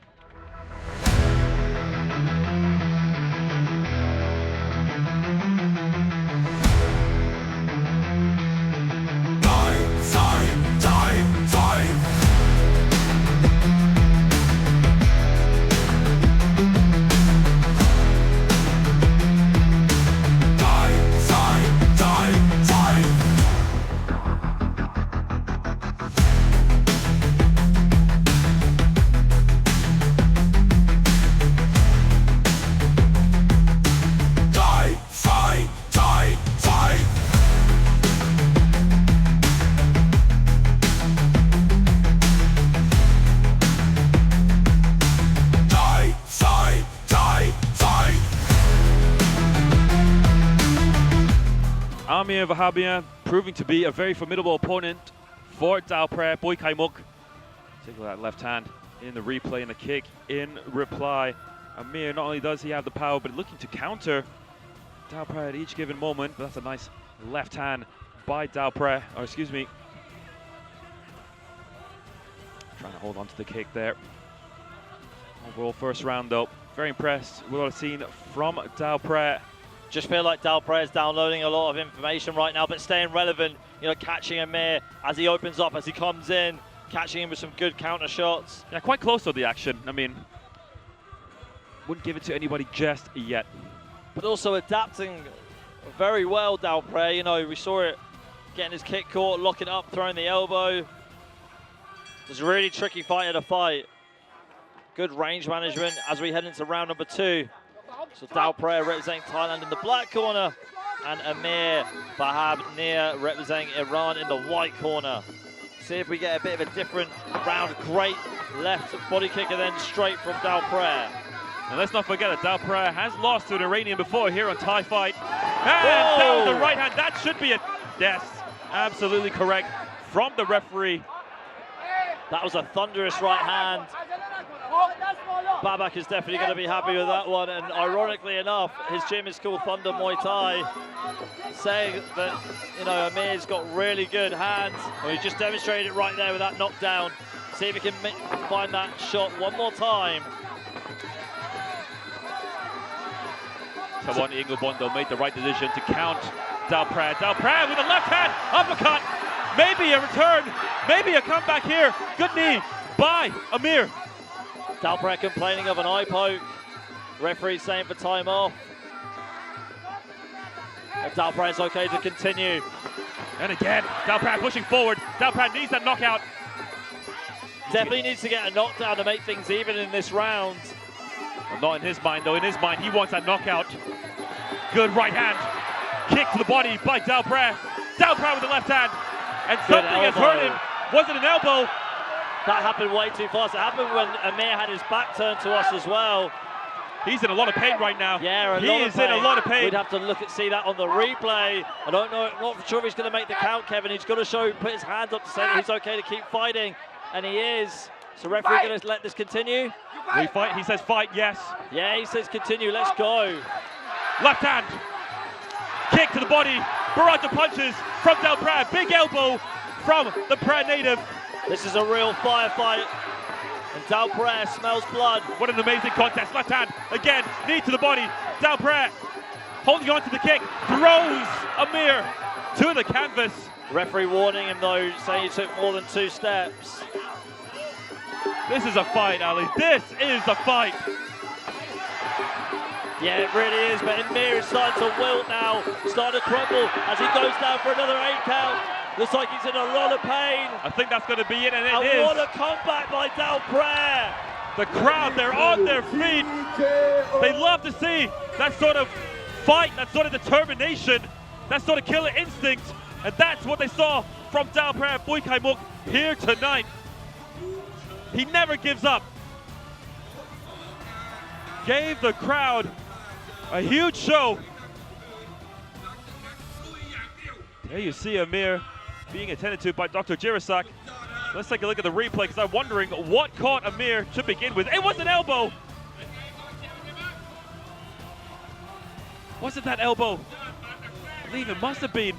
Yeah, it must have been. Very well delivered elbow. But that must have been. Which explains, I mean, Amir's eye is swelled up big time. He can't open that eye at all. Saying it was a fantastic elbow from Dalpre.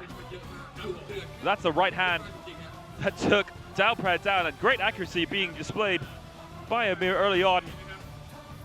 But sometimes some fighters, they need to get wounded. I don't know how to explain it. They get wounded and then they become a completely different fighter. They need to get woken up to get back in there and win the fight.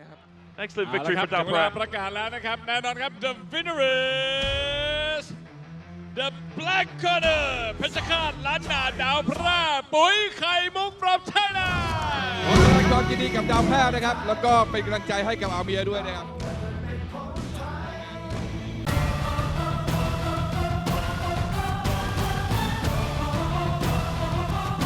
นะครับเอาละครับนักสู้คนแรกนะครับมาจากบราซิลครับรอยสักของเขาพร้อมเช็คบินทุกสังเวียนขอเสียงต้อนรับ The Scorpion ไอแมงป่องพิฆาตเอมสันเบนโต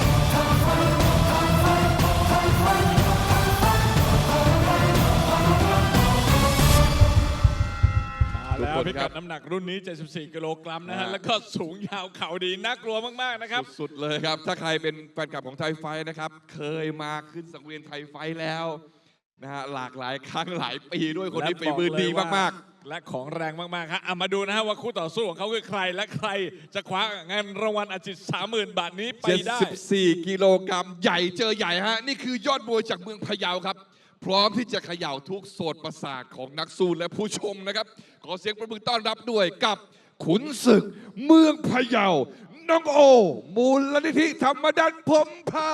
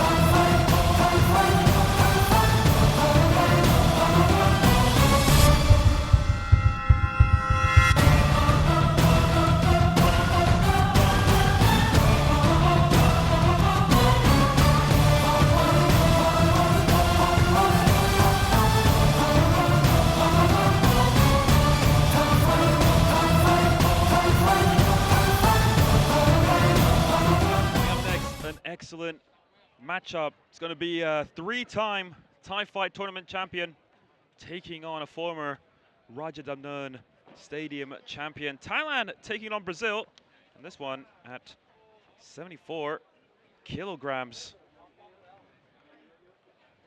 And Ali, I can't wait for a matchup like this. Yeah, same. Really looking forward to this one, Kevin. In the white corner, we've got Emerson, the Scorpion Bento. He is 34 years old, 191 centimeters tall, hailing from Brazil. 50 fights on his record, 38 victories, 10 defeats, 2 draws. Like you said, he is a former Rajadamnern middleweight stadium champion. Yeah, only the second ever Brazilian to win that title.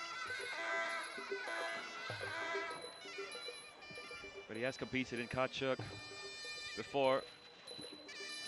And here's his opponent fighting out of the black corner. He goes by the name of Nong-O, Mulanithi Tamanat Prompao. His real name is Adisaw Jitkamkon.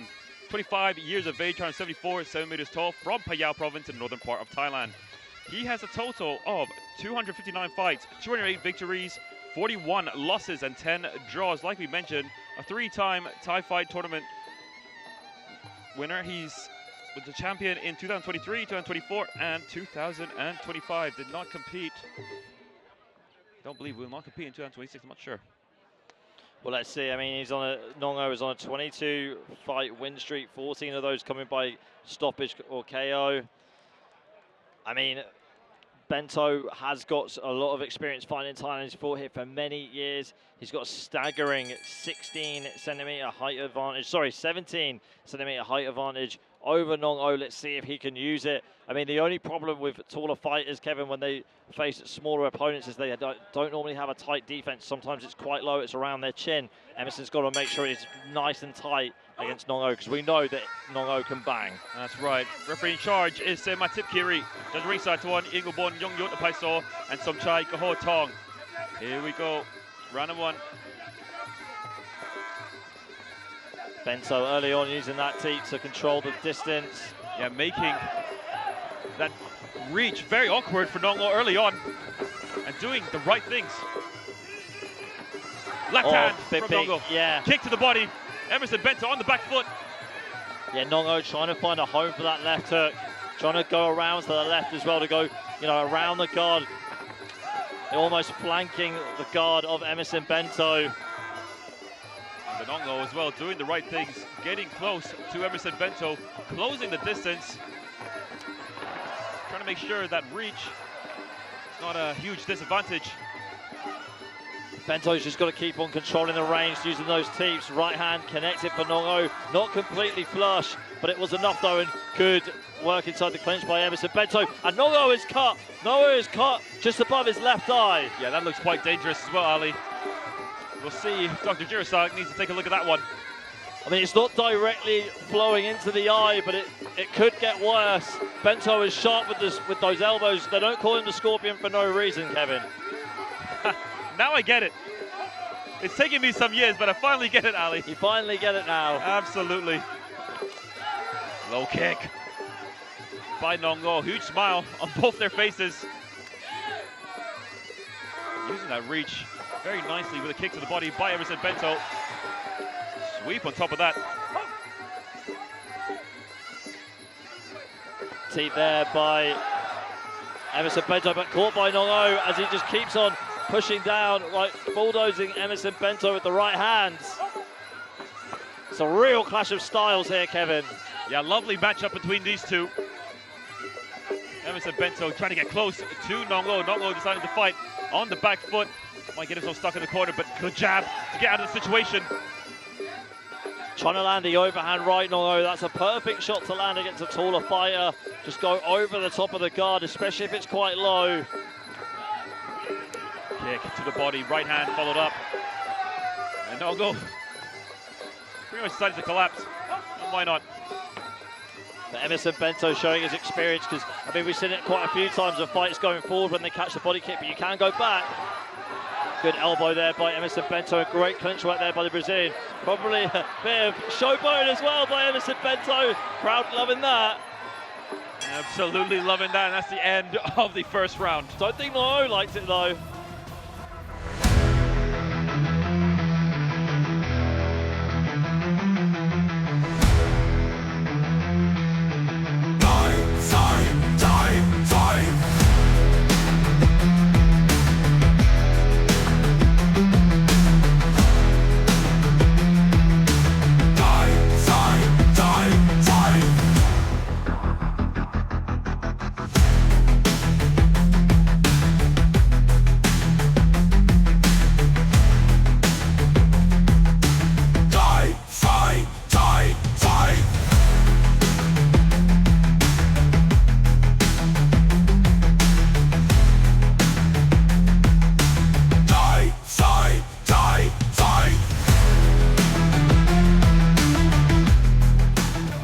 Take a look at the replay from round one. Here's Bento as he came in with the elbow. I don't think that's the elbow that cut Nong-O though, but it definitely caught his attention. Nong-O controlling the fight very well with body kicks, or at least answering back with the body kicks and the counter punches. Bento stalking down. I think that's the elbow that got Nong-O by the looks of things. Yeah, it looks that way. Good countering from Emerson Bento. I mean, looking into the corner, his corner saying to him, Kevin, we want you to start marching him down now with straight knees and throw the upward elbow. Good clinch work from Bento on the replay. Now that's some more new information. I don't know you speak Portuguese. But nonetheless, of course, his coach is Thai. They were speaking broken English, so we understood. That's right. But I mean, Bento, one of his weaknesses is his boxing defense, and Nong-O is, we know, a powerful power puncher. Here's the showboating right there from Emerson Bento. That could have woken up the beast of Nong-O. Not a good move potentially by Emerson Bento as we roll into round number two. Yeah, what we know about Nong-O is that all it takes is one punch, and that could be it. Nong-O, having competed multiple times here on Thai Fight, only had one defeat, and that was against, well, apparently you look like him, Martin Mioni. I appreciate it. Nong-O looks incredibly locked in for this second round, trying to land that left hook again, but adding the right body kick at the end. So Bento pushing forward, right hand to the body. That looks like that hurt Bento. That certainly did look like it hurt. But this is what you want to do against a taller fighter. You want to use the body punches. You want to cut the angle as well. You want to run rings around them, which is what Nong-O is doing. Well, Nong-O only has one thing in mind right now, and that's to knock Emerson Bento out. Don't think he was very happy with his performance in the first round. Well, we know that he's definitely capable of doing that, Kevin. Yeah, he's knocked out so many people here on Thai Fight. I have some of the stats. I have the stats for it somewhere. You see what he's doing, Nong-O, so he's baiting Emerson Bento in. Now he's on the front foot, he's got Bento exactly where he wants him, cornered him on the ropes, but watch him set traps with his footwork as he goes backwards, welcoming Bento in and then landing a straight right or a left hook. Just so accurate with his punches. Just struggling with the reach and the range. Emerson Bento with an elbow whilst on one leg. Yeah, trying to land the elbow from range as Nong-O had his leg caught, but we haven't seen too much from Bento in this round. It's been a very slow start for Emerson Bento. Not what I expected in this second round, Kevin. Yeah, I was expecting to see more, but that's a good kick from Emerson Bento. Landing to the left side of Nong-O's body. Good jab for Emerson Bento. Right hands into the clinch we go. Maybe that's somewhere Nong-O should just not be in, especially with the reach and the range that Emerson Bento has. But if he is going to be in there, he's going to make his body small. He's going to go for the low locks and just make sure that Emerson Bento's got no room to work with. Yeah, see right there, Bento just using his range and just sweeping Nong-O right down to the canvas. Yeah, good power being showed from Emerson Bento. Good block by the Brazilian and a good left hand on top of that. Right hand as well. I want to see these knees from Emerson Bento. I mean, we know he can land them. He can walk down Nong-O, but I think he's worried about the counter left hook. Yeah, momentarily, look, Emerson Bento found his groove in that clinch. And before that clinch, I should say, up kick from Emerson Bento, keeping Nong-O at range and doing a fantastic job at that. Body shot, but a good counter by Emerson Bento. Right hand again from Emerson Bento. Emerson Bento closing the distance. Knee, straight knee by Emerson Bento. Good round for Emerson Bento. Really impressed, Kevin.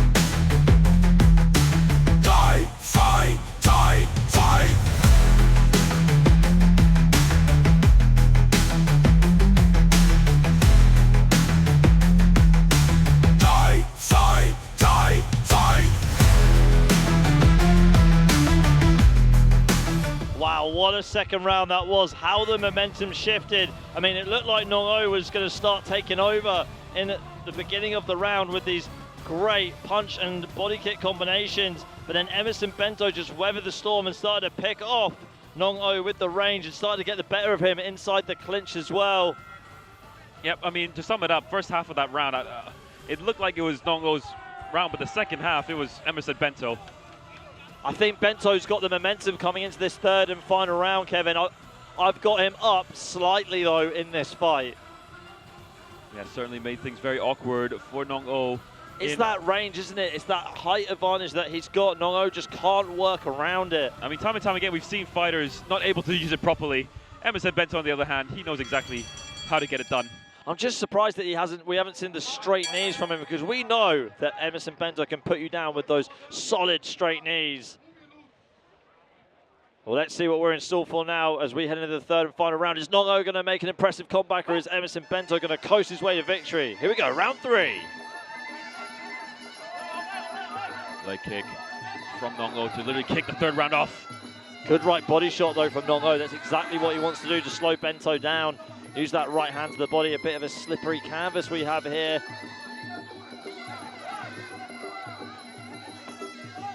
A stalemate between both fighters as they're both struggling with the canvas by the looks of things. Well, look at how much water is on their body.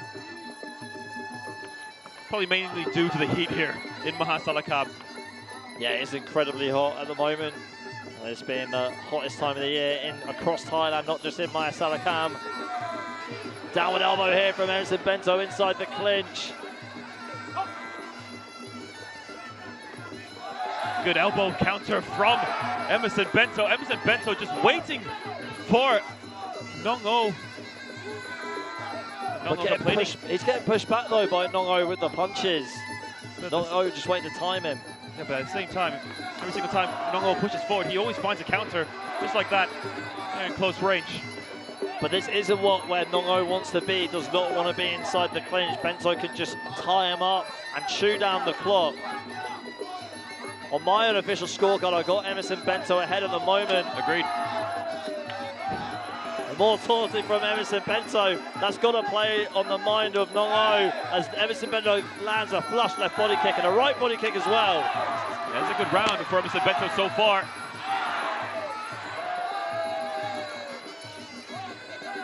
Yeah, this is such a frustrating night in the office for Nong-O as Emerson Bento backs off. Nong-O just doesn't know when to engage, does he, Kevin? No, not at the moment. Like we said earlier, I mean, Emerson Bento just making things so awkward for Nong-O. Nong-O is used to fighting against taller fighters, but nothing like Emerson Bento. But Emerson Bento looked like that was a little bit too low. But he can't go back like that. He can't show that kind of body language, so the judge's good left hook there by Emerson Bento. And tremendous accuracy being displayed by Emerson Bento, and looks like he's very much in control here in this third round. Another well-timed left hook there by Emerson Bento. A fine display from the Brazilian.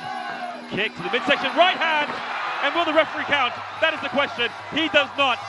What is that going to determine, though, for the round? That's the most significant shot that Nong-O's thrown in this round, as they both taunt each other as the clock winds down. Referee demanding for more action, but that is the end of the third and final round. Great show of respect from both fighters as Emerson Bento raises Nong-O's hand, but whose hand is going to get raised, though, Kevin? Very close third and final round. Well, for the majority of the round, it was, in my opinion anyways, it was Emerson Bento in control. I mean, there was, you know, a discussion for maybe that could have been a knockdown, but maybe that'd be a little bit too harsh, in my opinion anyways. I think the match will go to Emerson Bento from what we've seen, especially in the second and the third round. Well, we'll find out shortly. Great timing here by Emerson Bento with the left elbow, also with the left hook too. There's that right hand from Nong-O. Wasn't able to land it too much. Bento able to control the distance with the body kicks and had great balance. Very interesting round. I do want to see that shot from Nong-O once again. What could have been a knockdown. There's that low blow. Here, let's take a look at it. Yeah, there it is there. No, he just lost his balance. Yep. Just tripped over his own feet. Not as significant as we thought as we go over to the judge's decision. แน่นอนในครั้งนี้ออกอาวุธมากกว่าแม่นยำกว่าแม่ไม้มวยไทยที่เหนือกว่าเป็นผู้ชนะไปฮะ ใช่ครับเอาละครับเราบอกแล้วนะครับเมื่อกี้เราดูแล้วนะครับว่าดูนะครับว่าผลจะเป็นยังไงนะครับคณะกรรมการนะฮะรวมคะแนนมาแล้วนะครับจะเป็นฝ่ายขาวหรือฝ่ายดำนะครับเอาละฮะมาถึงเวลาประกาศผลครับ The winner is สำหรับคู่นี้ได้ลุ้นนะฮะทุกท่านครับฝ่ายขาวหรือฝ่ายดำฮะ ลุ้นไหมฮะ ขาวหรือดำขาวหรือดำขาวหรือดำ หรือจะไปต่อ และ The winner is the white corner Emerson Bento from Brazil โอ้ต้องยอมจังหวะจะควรของความสูงของเขาจริงๆนะฮะความสูงในช่วงที่ยาวกว่าเป็นต่อนะฮะในครั้งนี้นะครับ ยอดเยี่ยมมาก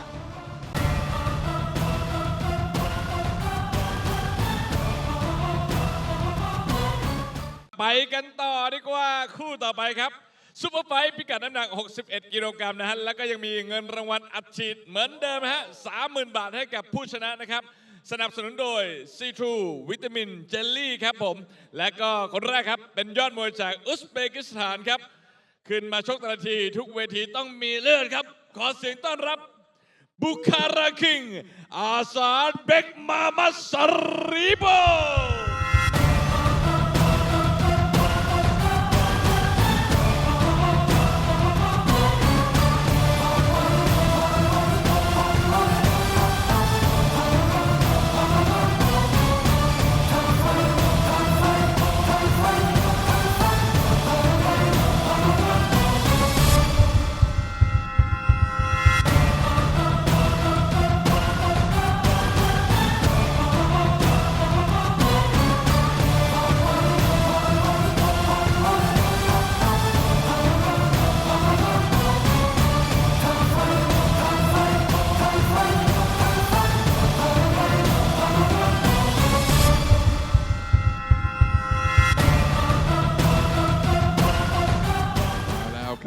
พิกัดน้ำหนัก 61 กิโลกรัมครับไม่ธรรมดาจริงๆฮะ เอาละครับคู่ต่อสู้ของเขาคือใครก็พวกเดียวประกาศเลยครับ รุ่นนี้เล็กแต่เร็วและหนักด้วยนะครับและนี่คือยอดมวยใต้จากเมืองตรังครับมาพร้อมกับพลัง Isuzu D-Max The One and Only ปรบมือดังๆต้อนรับด้วยกับนักรบแดงใต้เขี้ยวเพชร3-2 เวทเมน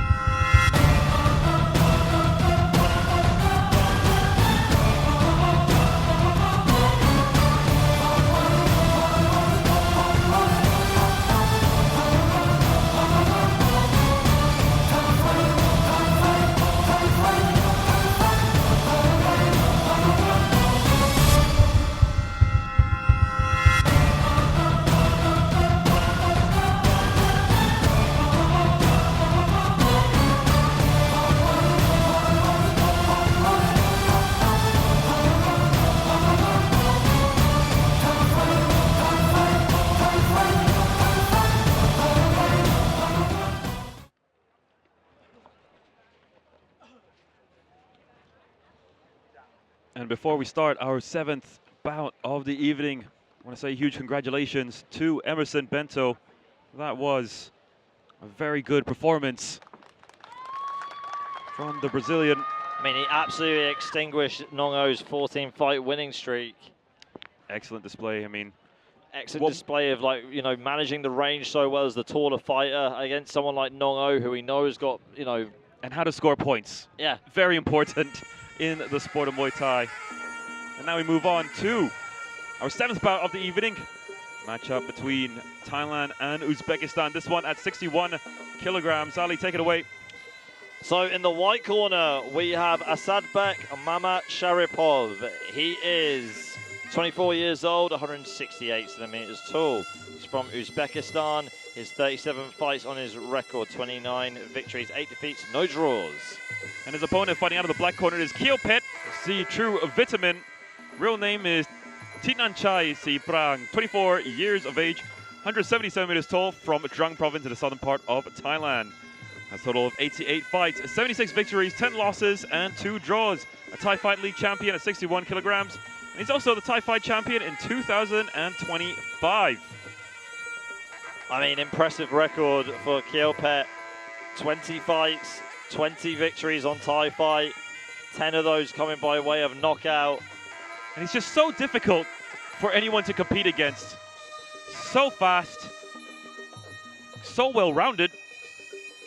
What more can I say? I mean, as we mentioned before, the reason why we started Thai Fight League was to find athletes who are not competing in the other major promotions in Bangkok, to look around the regions, see if there's any talent there, and, well, let's be honest, Kheewpetch, he's one of the best talents we found in the regionals. Yeah, and he's been there from the jump from Thai Fight League 3, going up against Asadbek, who's an aggressive fighter, likes to come forward, lots of punching combinations, really favors the straight right, likes to follow up with his left body kick and his low kicks. I mean, quite typical really from Uzbek fighters. I mean, they're very good at having like a hybrid Muay Thai kickboxing style, a lot of footwork, a lot of movement. Beautiful wide group being displayed by Kheewpetch that Asadbek is just absorbing and taking in, not letting it break his poker face. And very respectful on top of that. Gotta love that wide crew from Kheewpetch.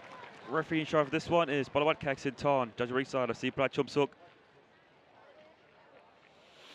Nuan Laong Bell and Phuket Bram Prayun.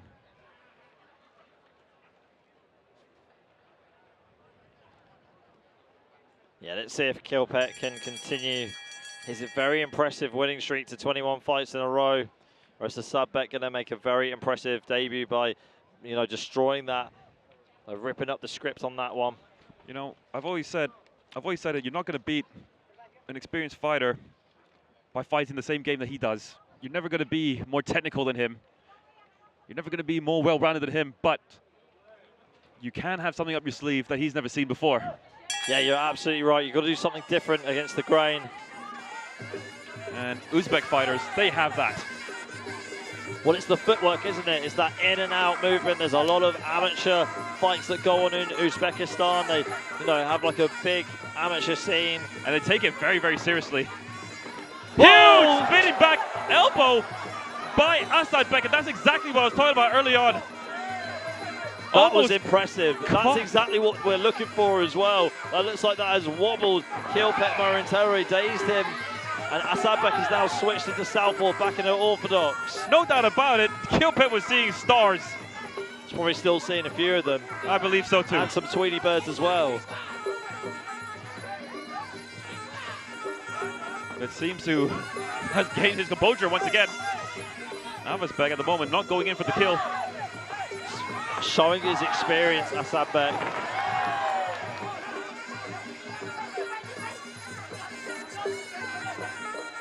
Jab there by Asadbek as he pivots to the left. Kheewpetch still trying to figure out Asadbek. Yeah, I don't think he's quite understood the style just yet. I think he's trying to figure out what dazed him earlier. Was it incredible? There's another spinning elbow. It was that. I think Kheewpetch may have figured it out now. The fine display here in the first round by another spinning back elbow. But this is the thing, Asadbek's not staying in one place, Kevin. Kheewpetch's got to try and cut him off and make the ring smaller for him. Asadbek's got way too much room to work with. The brilliant display so far from the Uzbek. Right hand. And Kheewpetch is cut. Yeah, look at the blood. The hairline. Look at the blood. Ladies and gentlemen, trickling down like a waterfall. That is a lot of blood. Good short left hook there from Asadbek. As Kheewpetch is having a nightmare in this first round. Yeah, Asadbek making things very difficult for Kheewpetch. I'm not too sure if Asadbek understands the two-step rule when you catch a body kick. He's been told off for that twice by the referee. Left hand, right hand from Kheewpetch. Kheewpetch marching forward. Asadbek now on the back foot.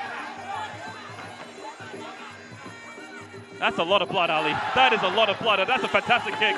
Yeah, by it is Kheewpetch. a lot of blood. Low kick from Kheewpetch. Kheewpetch has his opponent on the ropes. Beautiful hands from Kheewpetch. Asadbek holds on.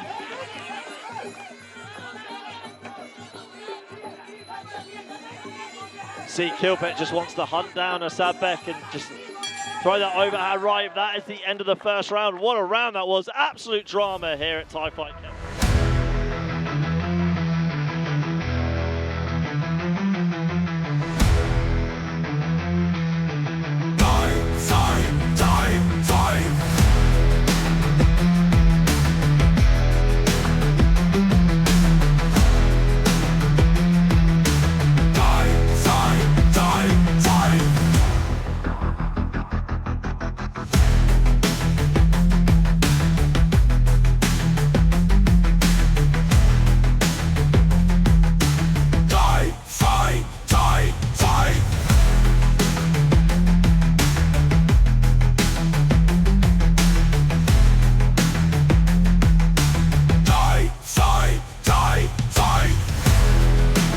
Round from the Uzbek fighter, Asadbek. Let's take a look at that spinning back elbow, which made Kheewpetch see a lot of stars, Ali. Yeah, that was so impressive. We see it again, it really dazed Kheewpetch. Yeah, and furthermore, I mean, he just took control of that round. Kheewpetch did not know how to fight this guy, couldn't figure him out. And there's another spinning back elbow connecting for Asadbek. I mean, it just comes so fast.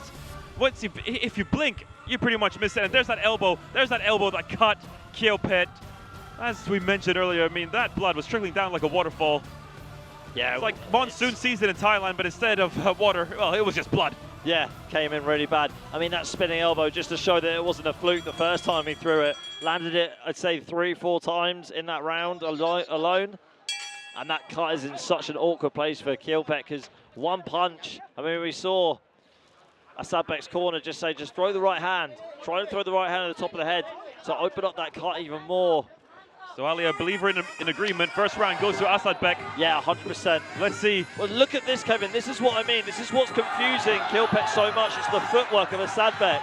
He's setting traps for Kheewpetch. Kheewpetch's done a bit of a better job now at the beginning of this round to close him down fast. But Asadbek has got the upper hand with his footwork. Yeah, now Kheewpetch needs to do everything. He needs to use his speed, needs to use his power, needs to put his combinations together, make things difficult for Asadbek. What a knee to the face there. And he's not getting up. He's not getting up. A count for Kheewpetch. Believe that was a knee that hit Asadbek. He's not getting up. He's getting up now. I tend to be wrong in those predictions, Ali. I'm surprised. I mean, I'm surprised he went down by it, but it must have been harder than what we thought. Oh, trust me, I've eaten a lot of knees to the face, and they're not pretty, Ali. No, they're definitely not. Good right hand there by Kheewpetch as he goes in for the kill. Asadbek now, the tables have completely turned. A right hand again, drops Asadbek down to the canvas, but it looked like it was a slip. Good elbow from Kheewpetch. Kheewpetch with the right hand into the clinch. Elbow once again, and Asadbek goes down for another count, ladies and gentlemen. Yeah, Asadbek going down for the second time. I really think it's flipped on him now. The spinning attacks have been his demise because it's allowed Kheewpetch to close him down and come back with a victory like that. Brilliant, wow. Brilliant show of heart and determination from Kheewpetch. But let's be honest, we expected that from this man right here. A man now on a 21-fight win streak here on Thai Fight. That was impressive. When you're fighting an unorthodox fighter like that, you just got to hunt them down and go for the kill. Did exactly that. It was the spinning back fist there that was his demise because Kheewpetch just was able to deflect it and land with the right hand as a counter. Let's see what hurt him here. Looks like he may have been hurt from earlier.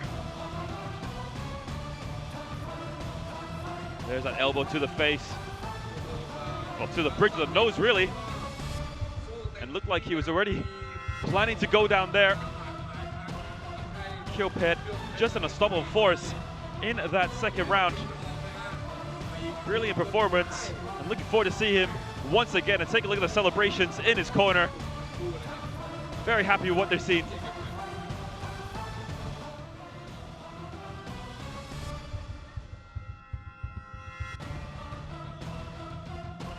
เอาละครับแน่นอนครับมาถึงเวลาครับประกาศแล้วนะครับสำหรับผู้ชนะครับ The winner is the black corner Kheewpetch see-through with the men ยินดีด้วยครับ วันนี้ทำหน้าที่ได้ดีมากๆ ต่อยดุเดือดดุดันจริงๆ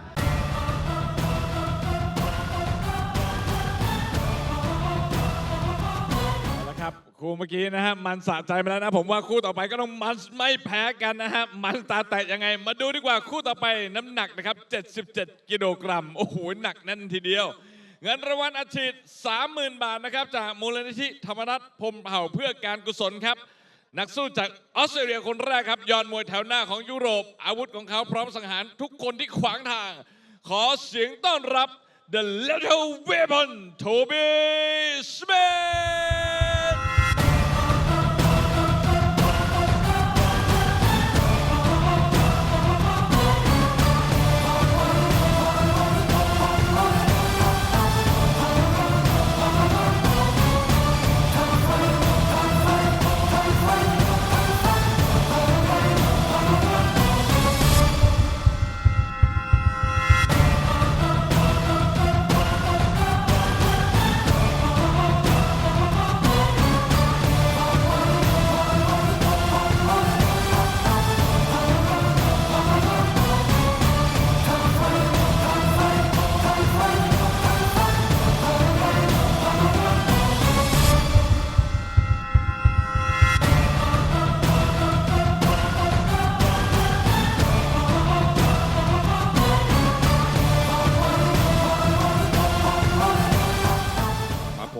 แล้วหนุ่มออสซี่พร้อมมาขยี้คุณแล้ว แต่ต้องเจอกับยอดมวยจากอุบลราชธานีคนนี้ก่อน พลังเหลือล้นจริงๆ เพราะเขาคือสุดยอดนักมวยที่มีหัวใจแกร่งไม่เป็นรองใครในปัตตภีนี้ปรบมือต้อนรับพวกเขาด้วยนะครับและนี่คือ The Hack ที่มาพร้อมกับพลังของ Isuzu D-Max The One and Only The Hack Lion มูลนิธิธรรมนัสพรหมเผ่า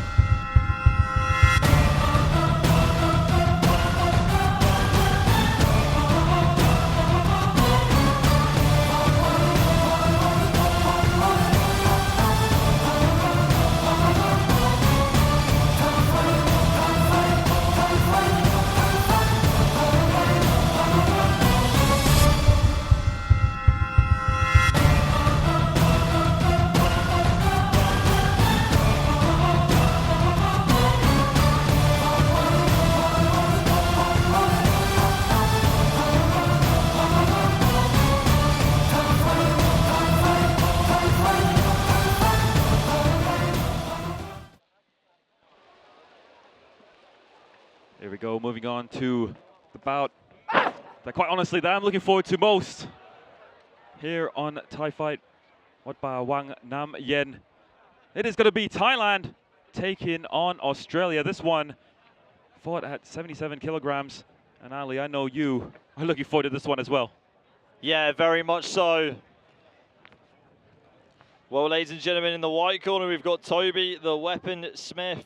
He's a 4-time Muay Thai world champion, 32 years old, 175 centimeters tall, hailing from Perth, Western Australia. A fight record of 87 fights, 67 victories, 17 defeats, and 3 draws.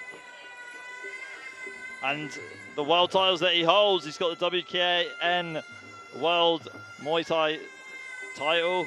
He's a 2-time WPMF Muay Thai champion, WKN Western Australian champion, WPMF International Muay Thai champion. Yeah, the list of accolades from Toby Smith, and his opponent fighting out the black corner is Lion Mulinti Tamanat Prompao. Real name is Anan Chaisan. 28 years of age, 175 centimeters tall, from Ubon Ratchathani province. He has a total of 134 fights, 93 victories, 36 losses, and 5 draws. But with Toby, I mean, he's beaten some big names in the sport. John Wayne Parr, Superbong, Tong Chai Sitson Pinong, Charlie Bub, Pet Tanong. He's an incredibly well-rounded fighter, but, you know, drives a really, really fast pace. Really good at just, you know, eating his opponent alive in the clinch.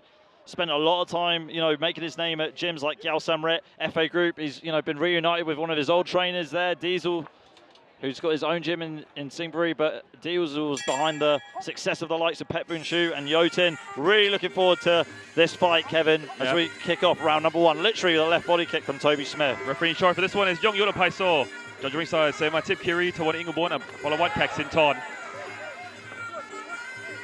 And Lion, I mean, he's been in some incredible wars lately. We've seen him get knocked out, we've seen him get knocked down, we've seen him come back from a knockdown, we've seen him knock people out. And good low kicks we're seeing from Lion so far. And Lion looks like he's already compromised the front leg of Toby Smith with that low kick.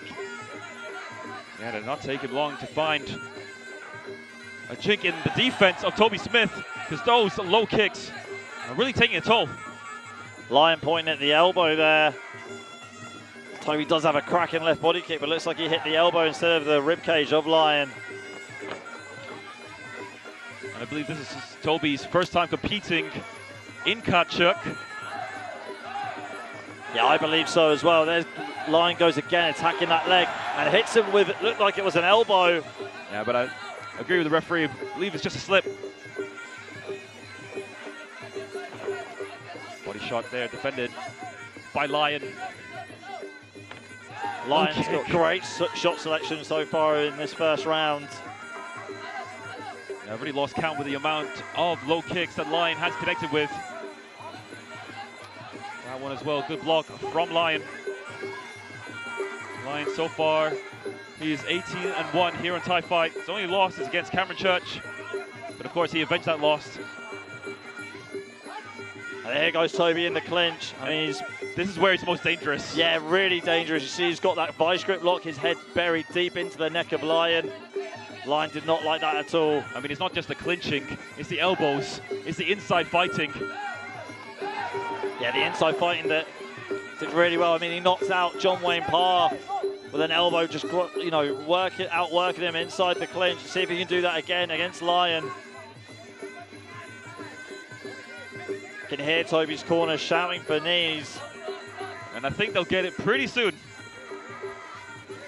Uppercut by Lion. Lion pushing forward. You could say Lion was pouncing on Toby at that moment. Unintentional low blow there.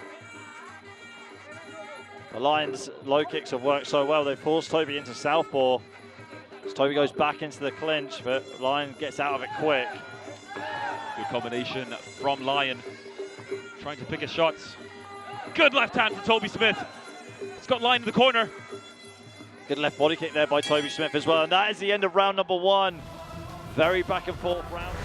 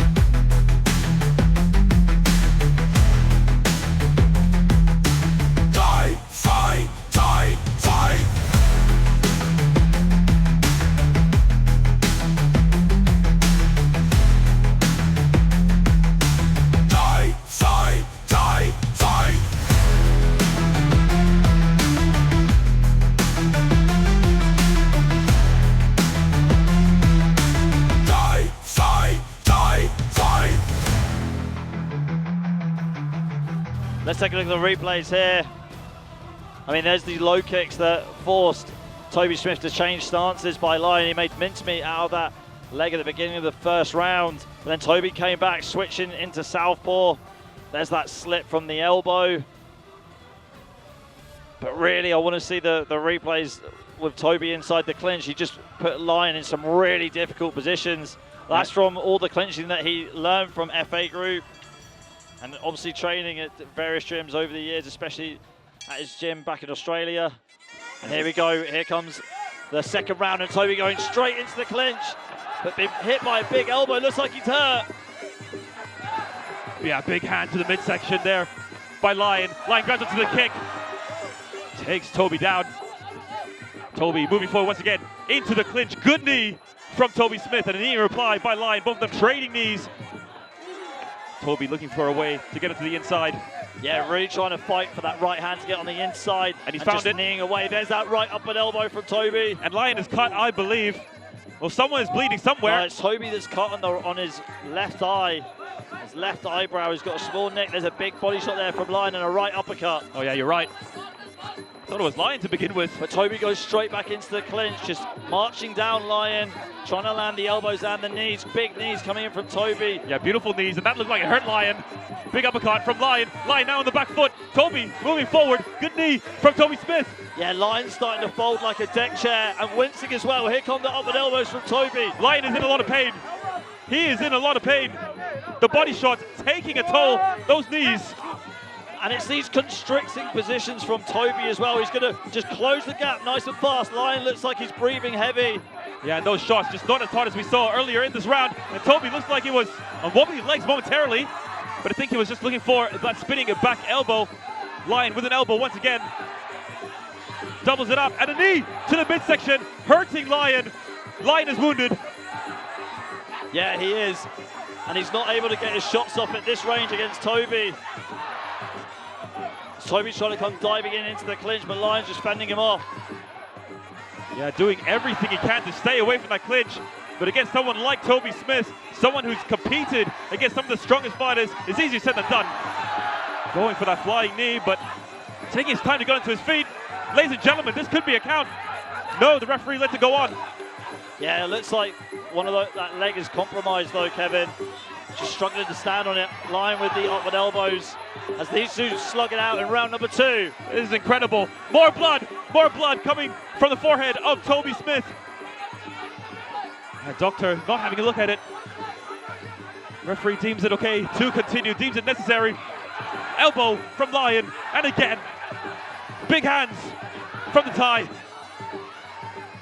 And Lion, I don't think he knows what's going on here. I think he's fought a fighter like Toby Smith before, as the doctor's going to take a look at this cut. Dr. Jaruadsuek going to have a close look at that one. What does Dr. Doom think of these cuts here? I think there's at least 2. One on the center of the forehead and one on the left eye. He says okay. Says okay to carry on. If Dr. Jaruadsuek says it's okay, I say it's okay. And Lion looks incredibly surprised. Upward elbow there from Lion.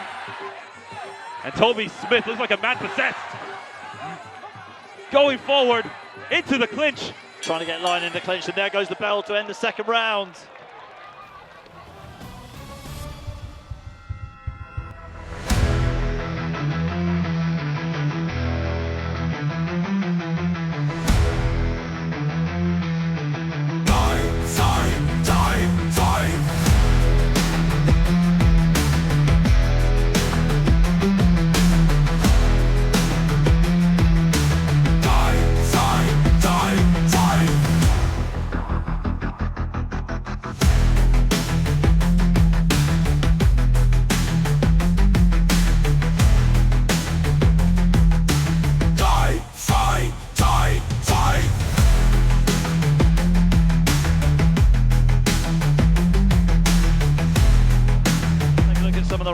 From the second round. As soon as the round started, Toby pounced on Lion, jumping straight into the clinch with him. Lion holding on for dear life. Landed this flush left elbow. And that's what cut him. Immediately, you can see it. And look at the blood flowing down the face of Toby Smith. What a warrior. I mean, we've seen him cut so many times in the past. And that's his style, man. I mean, exactly. He's a pressure fighter. He wants to come forward. So, you know, sometimes you have to take damage. I mean, he had a cut like, not as bad as that, but similar to that against Superbond, was able to beat him. I mean, that's the way of the clinch and knee fighter. You got to take some to give some back. Yeah, that's just the way a pressure fighter works. You know, you've got to take some damage to get on the inside. Here we go, third and final round. Yeah, it's been an incredible matchup. Yeah, the stool. Luke, get the stool. Yep, you've heard Ali. Luke, get the stool. Stool wasn't taken away from the corner just yet, but round 3 is underway. More the same for Toby Smith, moving forward, trying to engage in the clinch. Left hand, right hand from Lion. Kick to the body. But Lion really does want to get on his skates though, and just time Toby as he comes in, make that cut worse, and try and land those low kicks. You see him trying to apply the long guard as Toby's trying to come in to wrap him up. Lion is doing a good job of getting out of the way. Spinning back fist from Lion, something we don't see so often from the Ubon Ratchathani native. Kick to the body, spinning back fist from Toby Smith. Lion with the shot to the body. Big left hook to the body there by Lion. Again, right hand from Lion. Lion doing everything he can to stay away from that clinch, doing an excellent job. Uppercut, left hook. Good jab there by Toby. Lion eating a few punches. And he's asking Toby Smith to stand and bang with him. That's the signal he's giving anyways, and a slip from Toby Smith in the corner. Lion with the elbow. Another elbow on top of that one. Elbow galore, but into the clinch we go. Low lock there by Toby, not able to work enough inside the clinch as he comes marching forward with a very tight guard. Right hand, good right knee there by Toby. We need to see more of that though. The Lion's got him right where he needs him.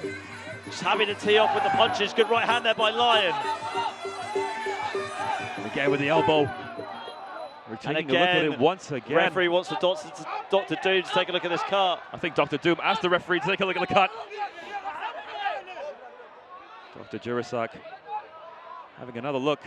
And he's waving it off. What a shame. It's understandable.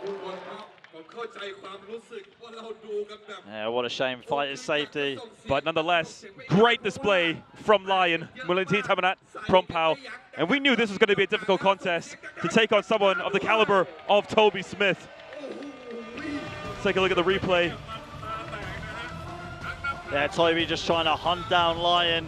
And Lion just waiting for him. Waiting for him patiently. Just landing the right significant shots to make that cut worse. There's a spinning back fist from Toby on the replay.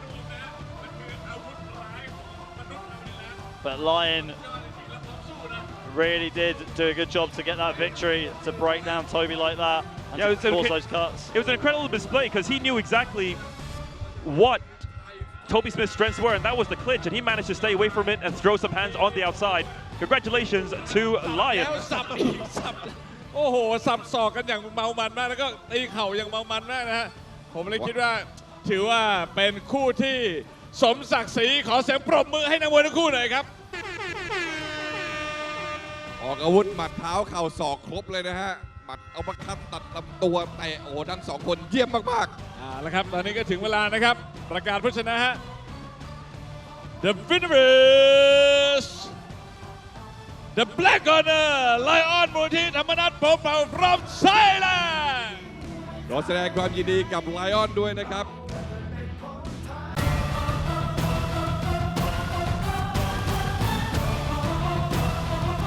แน่นอนถึงแมตช์สุดท้ายถึงเวลาที่ชาวมหาสารคามทุกคนรอคอยแน่นอนว่าผู้ชายคนนี้โคตรมวยแห่งสยามผมเดินทางไปทั่วโลกกับเขานะครับมีแต่ฝรั่งชาวต่างชาติต่อคิวเพื่อจะรอชมเขาแต่วันนี้บอกเลยจากสายตาผมที่ผมเห็นวันนั้นทุกสายตาชาวมหาสารคามจะได้เห็นบนดินแดนบ้านเกิดของเขาวันนี้ทุกคนรอใครอยู่ครับทุกคนรอใครอยู่ครับถ้ารอพี่แสนชัยรอสักครู่ครับเจอคู่แข่งของเขาก่อนนะครับเอาละครับคู่แข่งของเขาวันนี้นะถูกหล่อหลอมด้วยความอดทนนี่นะขุนศึกแห่งยูนนานอูกวนเฮา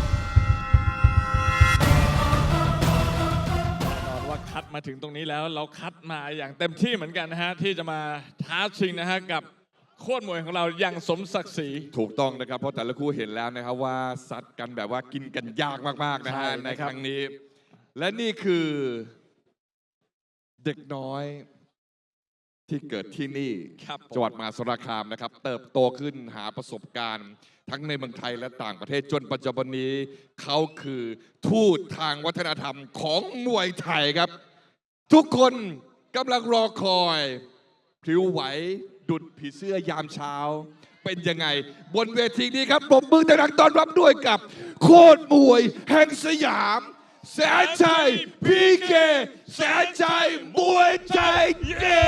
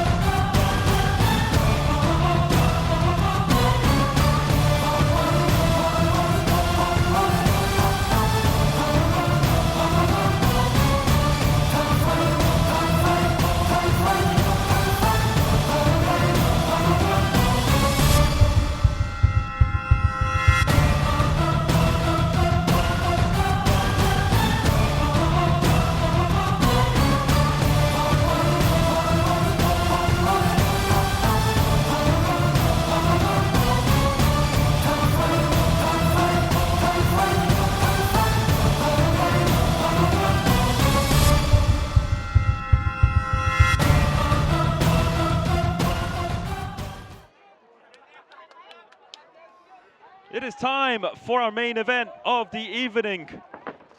A hometown coming for this legend right here. A man who put Mahasarakham on the map.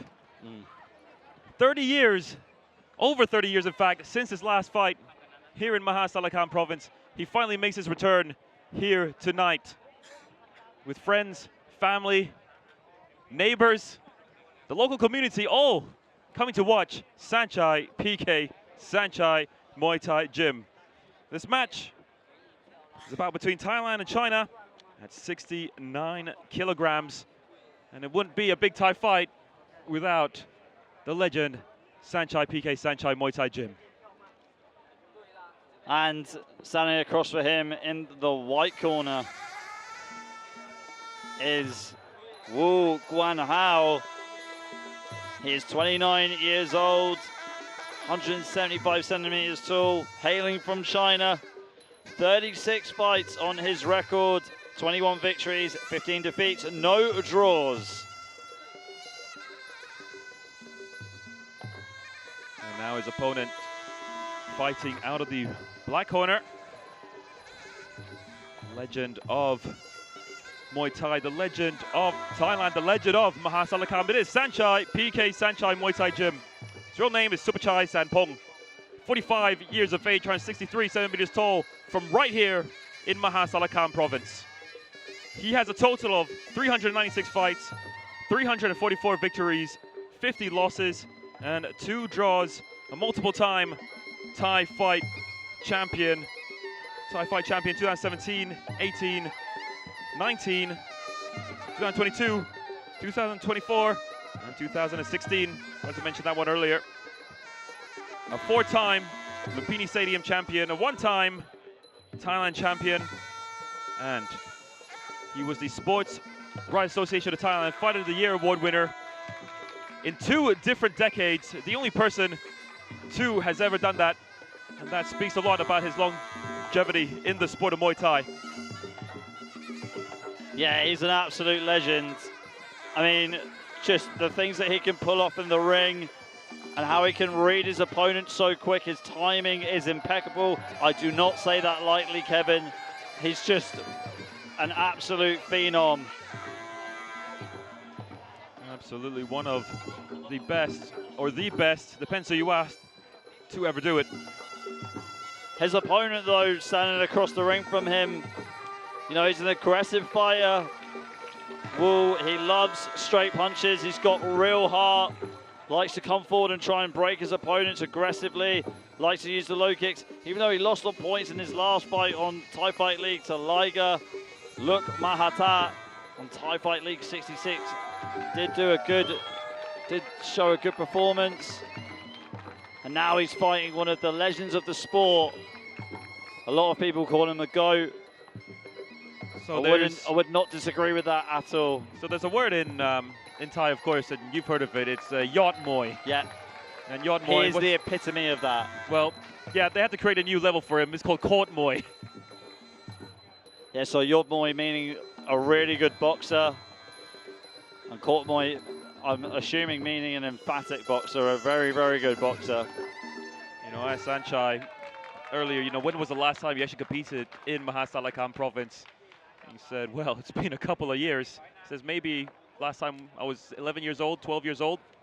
And he said after that, he went to fight in Khon Kaen, of course, which is a bigger city compared to Mahasarakham, and that's where the more bigger fights in the Isan region was, before he finally moved to compete with the big boys in Bangkok City, Thailand. Yeah. It's quite interesting to hear that story. Spent time at Jockey Gym at 13 coins. He's got his own gym now in Bangkok. I don't think it's too far from the main airport in Lat Krabang.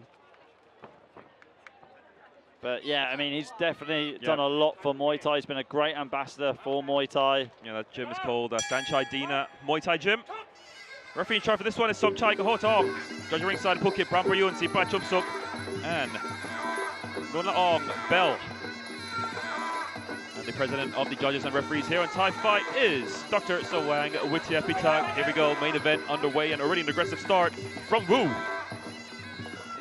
Both southpaw here. Wu trying to rough up Saenchai. Oh! That's it! That's it! The head kick from Saenchai closes the show here tonight in Mahasarakham province. Welcome back to Mahasarakham, Saenchai PK, Saenchai Muay Thai Gym. Wow, he was not going to get lit up in his home province. That head kick was just a thing of beauty, impeccable timing. Wu is still being tended to by the doctor, by Dr. Doom. I can't believe that, Kevin. That was unbelievable. Just a little step back and just whipped out the head kick. Beautiful range control. At the tender age of 45, he's still got it. He's still got all of it. The fans able to leave here extremely happy, seeing the pride of their province make an impact once again. Let's see that one more time. As soon as Wu stepped in, he just whipped it out right there off of his weaker foot, off of the right foot. Just whipped it out right on the chops. Don't know what Wu was trying there. It looked like he was trying to catch a kick. Well, just to quote Aaron Siri Sompan, he says there's going to be a party tonight here in Mahasarakham, and I assume Ali and I are invited. Sorry, Aaron, you're back in Bangkok City, so maybe next time. Yeah, that was amazing. Ladies and gentlemen, thanks so much for tuning in to Thai Fight with myself, Annie McConey, and สุด my ยอด co-host มากๆ Kevin นะครับ Hamid. แล้วก็คงไม่มีใครคาดคิดนะครับว่าวันนี้สิ่งนี้จะเกิดขึ้นนะว่าสารชัยโคตรมวยของประเทศของเราจะต่อยยังไงในบ้านเกิดของเขาไม่น่าเชื่ออาจจะเป็นสถิติใหม่ของเขาก็ได้นะที่เกิดขึ้นว่าเขา TKO เร็วที่สุดที่เคยต่อยไทยไฟท์มานะฮะ มาครับเรามาประกาศผลอย่างเป็นทางการกันครับโอ้โหแบบ เอาละครับแน่นอนว่าสำหรับผลคู่นี้ผมขอประกาศตรงที่ครับ The winner is โคตรมวยแห่งสยามแสนชัย PK แสนชัยมวยไทยเย้ สุดยอดครับยอดเยี่ยมมากๆวันนี้ทำให้ทุกคนมีความสุขในคู่ไฮไลท์คู่สุดท้ายนี้อย่างแท้จริงที่แสนชัยครับ ไม่ทำให้ทุกคนผิดหวังจริงๆนะฮะ